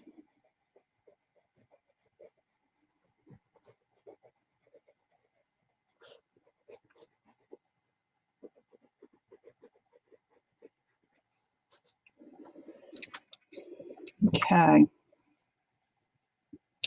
See, my camera still is popping, right? Gosh, I just don't know. I tried my ring light. No, this won't stay put because I'm on a slant. I tried my ring light earlier. I was messing around to see if maybe I could get that to help with the the lighting, to see if maybe that would help. I'll have to do some research. I'm not a good research person. I don't like to read. I'd rather somebody tell me.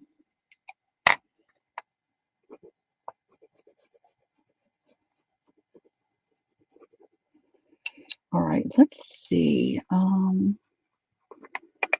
Let's go with, let's try walnut brown. See if we can just pop in a little bit of an eyebrow.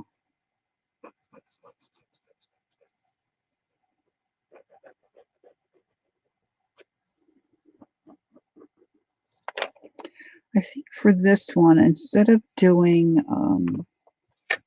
what did I do with my little tissue? Oh, I put it inside my book. Hold on, I'm going to grab that out.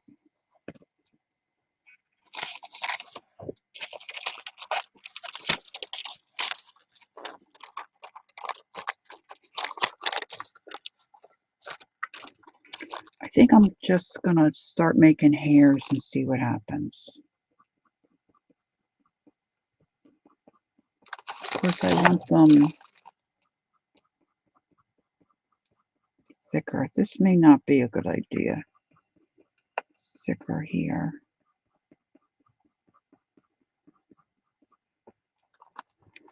Okay, thanks for coming in, Kim. I appreciate it. You have a great day. And hopefully we'll see you soon.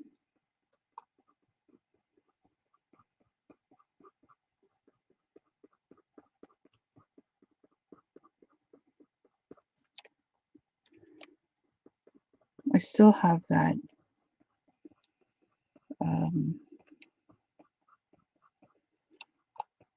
Art Garfunkel song in my mind. Gosh.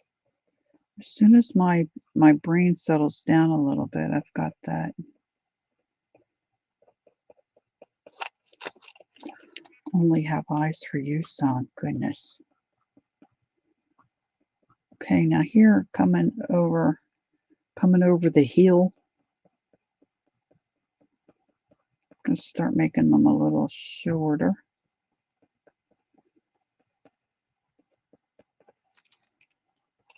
And then they kind of, sometimes I just have them where they kind of just start to lay down a little bit.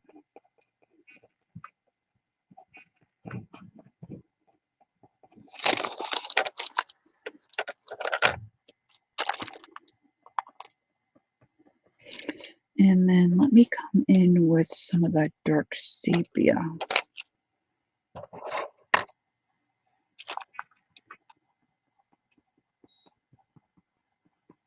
Start maybe making some little clumps of darkness.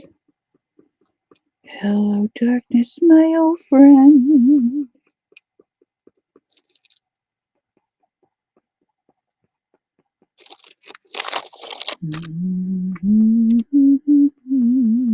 Could have brought my eyebrow down closer, I think.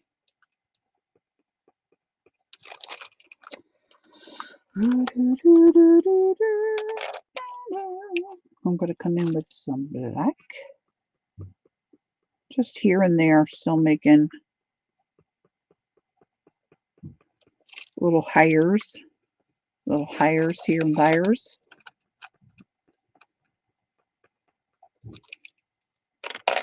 And I wonder what would happen if I use the cold gray to just kind of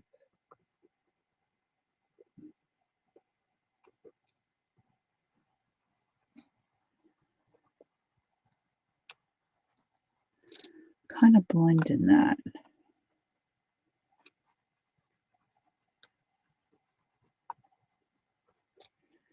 And then I'm going to take some of that warm earth and I kind of push that up into the eyebrows a little bit. Just a little bit. Pull it down, push it up. And then I'm going to go back to the walnut.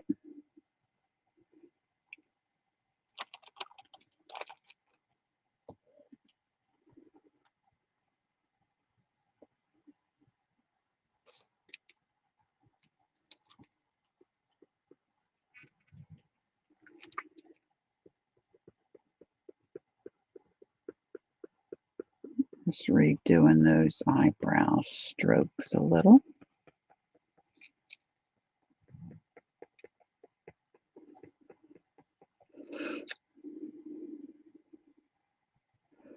Okay, Chris has got to go. She's got some chores before work. Have a great day, Chris. Take care. Chris has the cutest little accent.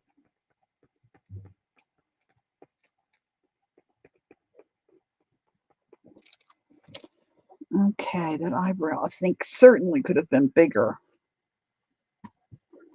But I didn't want it to be too hairy. Put some warm earth over here. Now this needs a lot more work, you know. If I wanted to, I could find an eye probably that's pretty close to this. But I think for my first try on pastel matte, that's not too terribly bad.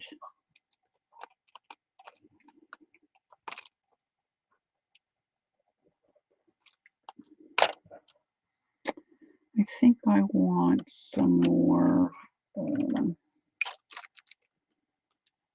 darkness down in here. Just make this dark.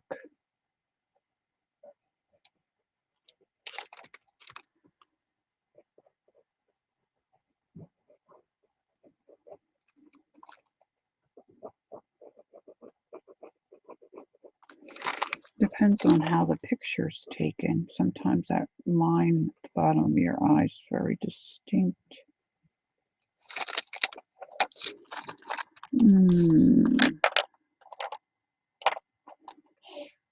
Oh, Hubby was just sneezing. He's got a little sneezer, so I don't think I want that.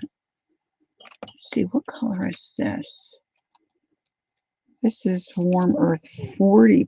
Let's put a little bit of this under this ledge. Real light. I'm just doing it real light. I'm trying to build up a little bit of a shadow.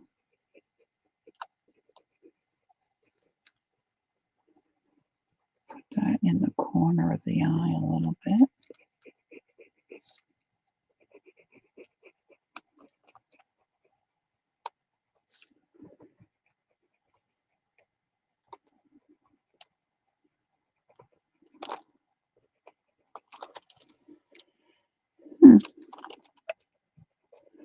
Well, I think it looks better than I thought it might, to tell you the truth. Let's try a little.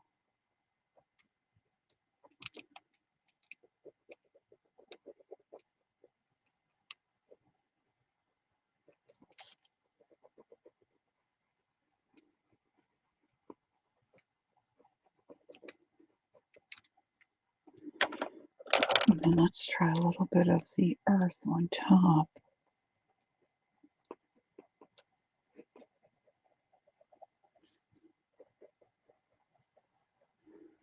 Kind of see if I can smudge that out. It's such a small area. Trying to go a little faster.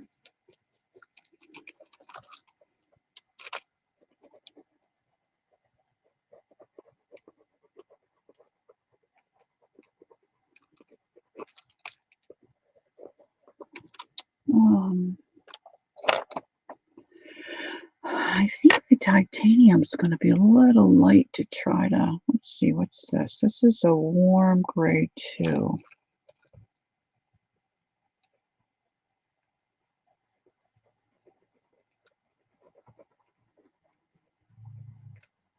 Just trying to knock back that sepia a little bit.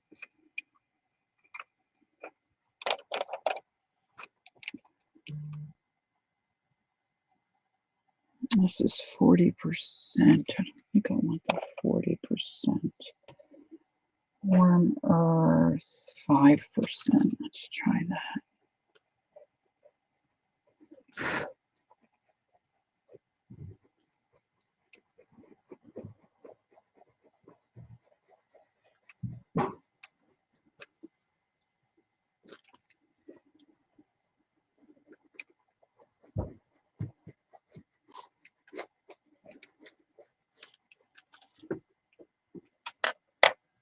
Now, sometimes she'll take a cotton bud. Let's see what that does.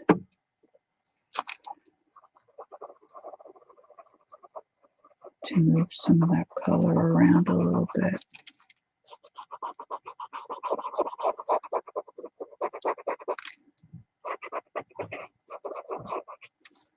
Now, I think I want to add a little bit of white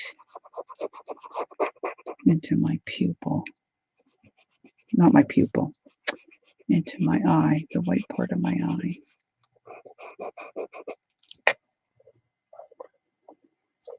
White what? So let me try my polychromo. No, this isn't a poly. Yeah, this is a polychromo. Okay, white number 101.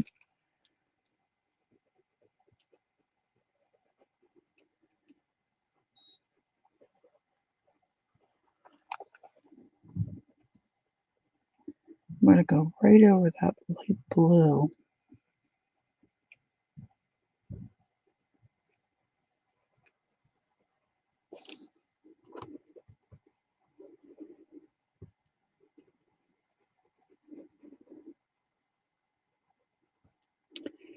And I'm not really using heavy pressure because this probably will take several layers.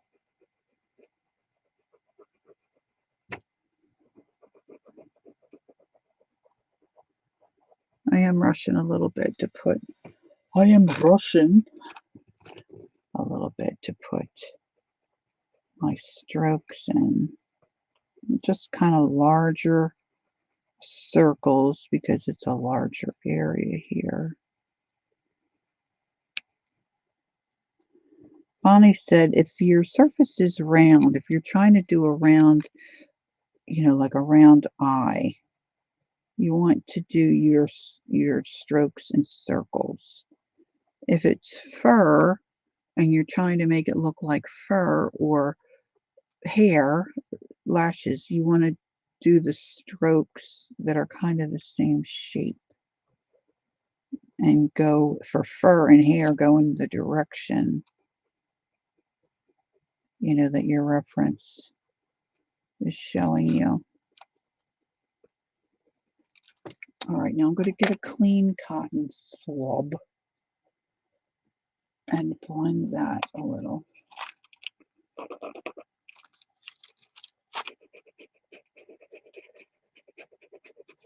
I'm trying carefully not to hit any of the other areas.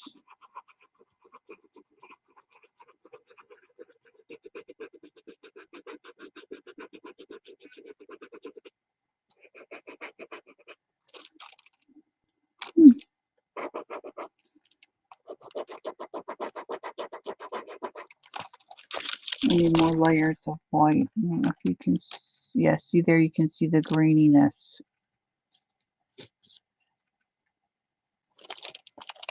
And I really should put more layers in the eyes. But I'm just going to go for the eyelashes now so I can finish up.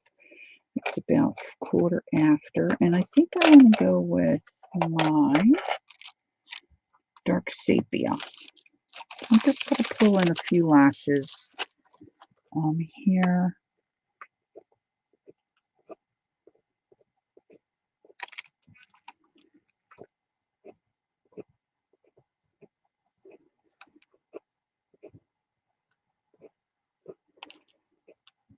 And they're not straight, you know, generally they're curved a bit and they cross each other, do different things, go different ways. And then I can come back and make them thicker.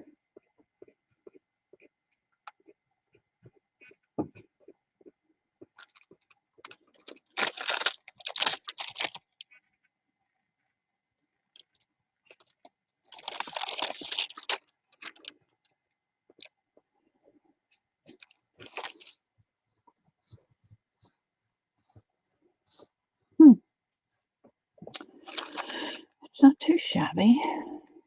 Too shabby.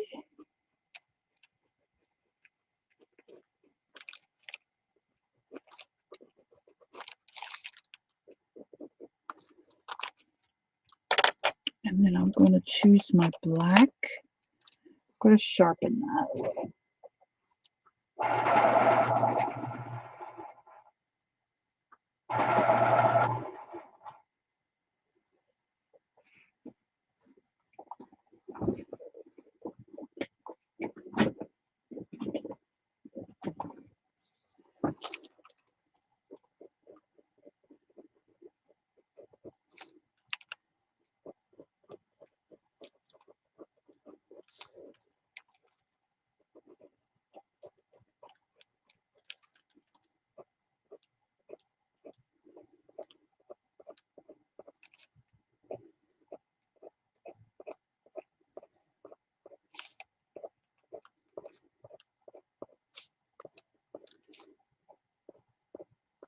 You don't have to put this many in.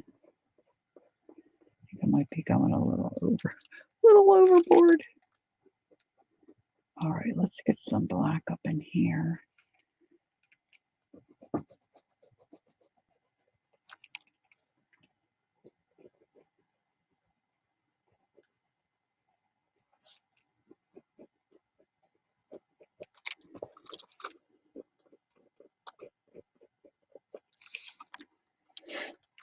All right, back with the dark sepia.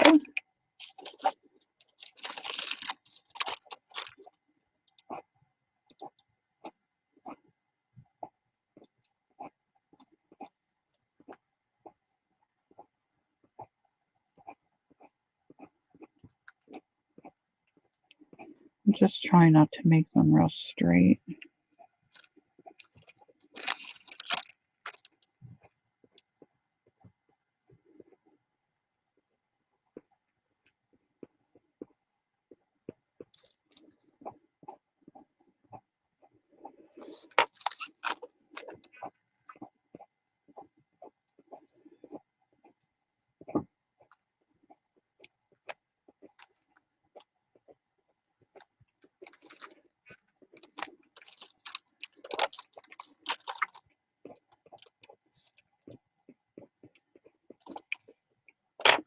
And then my black.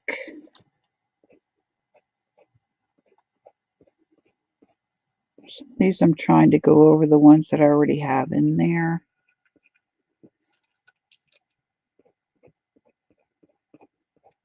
Thicken them up a little bit.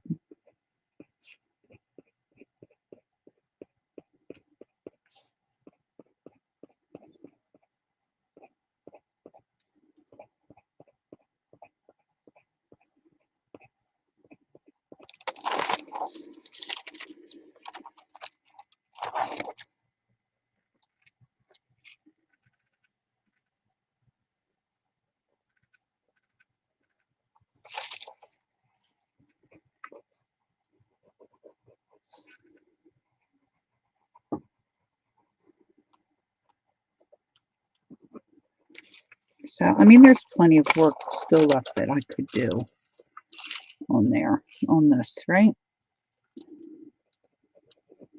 Not too bad for a first try without a reference photo on my pastel mat.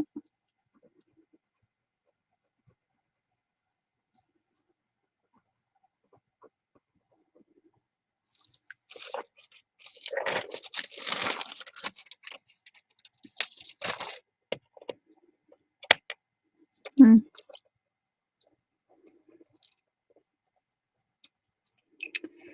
So close your eyes a minute. I'm going to bring my camera up a little bit. So this was an experiment today. You think, Cass? Thanks. I'm not sure. I got way big. I could have made my pupil a lot larger.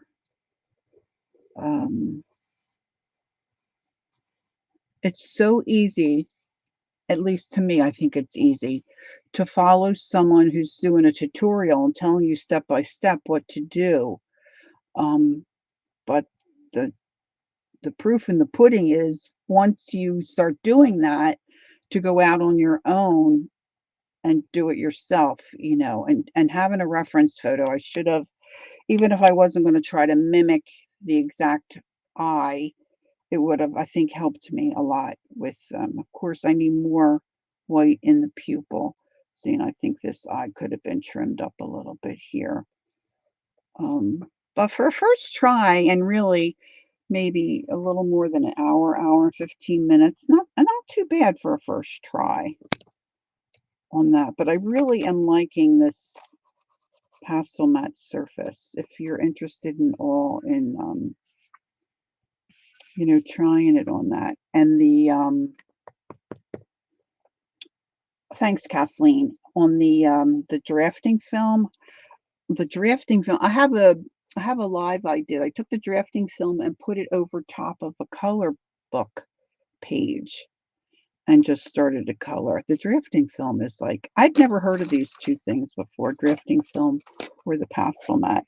And then when we first started today, I did the pencil eye, and got a little something on there. So that's it for me for today.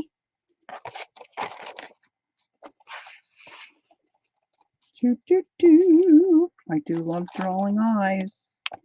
And like the girls were saying, doing one eye. If you say, "Oh, I can never do that," yes, you can. Yes, you can. Yes, you can. Try just doing one eye at a time. Just one eye. And then trying to get them the same shape. And really, our eyes are not the same shape. If you go and really look at yourself, your eyes are not identical, right? We wouldn't look natural. We wouldn't look real if everything was, what do they say, symmetrical. I see you. Okay, Miriam. Miriam's coming up, as is Kathy Arbor. Thursday, we got Beth later on this evening. I think PM Studios is probably on, and some of the other gals hop on Thursday. But I just can't keep it all in my brain. I can't keep it in my brain. So I may see you for a pop-up on, thank you, Kimberly. I might see you for a pop-up on Saturday because I'm having my my daughter and her family over on Sunday. So we'll be partying here. We'll be partying. And I think that's it for me. Kathy is the best. Kathy Arbord always does a fantastic job. Okay, so have a great rest of your day. Thanks for joining me. I do appreciate it. Thank you to my wonderful mods for keeping check on everything, answering questions, putting in links. And really it's just so nice to have your mods here with you. It just gives you a little boost of encouragement. So thank you, ladies.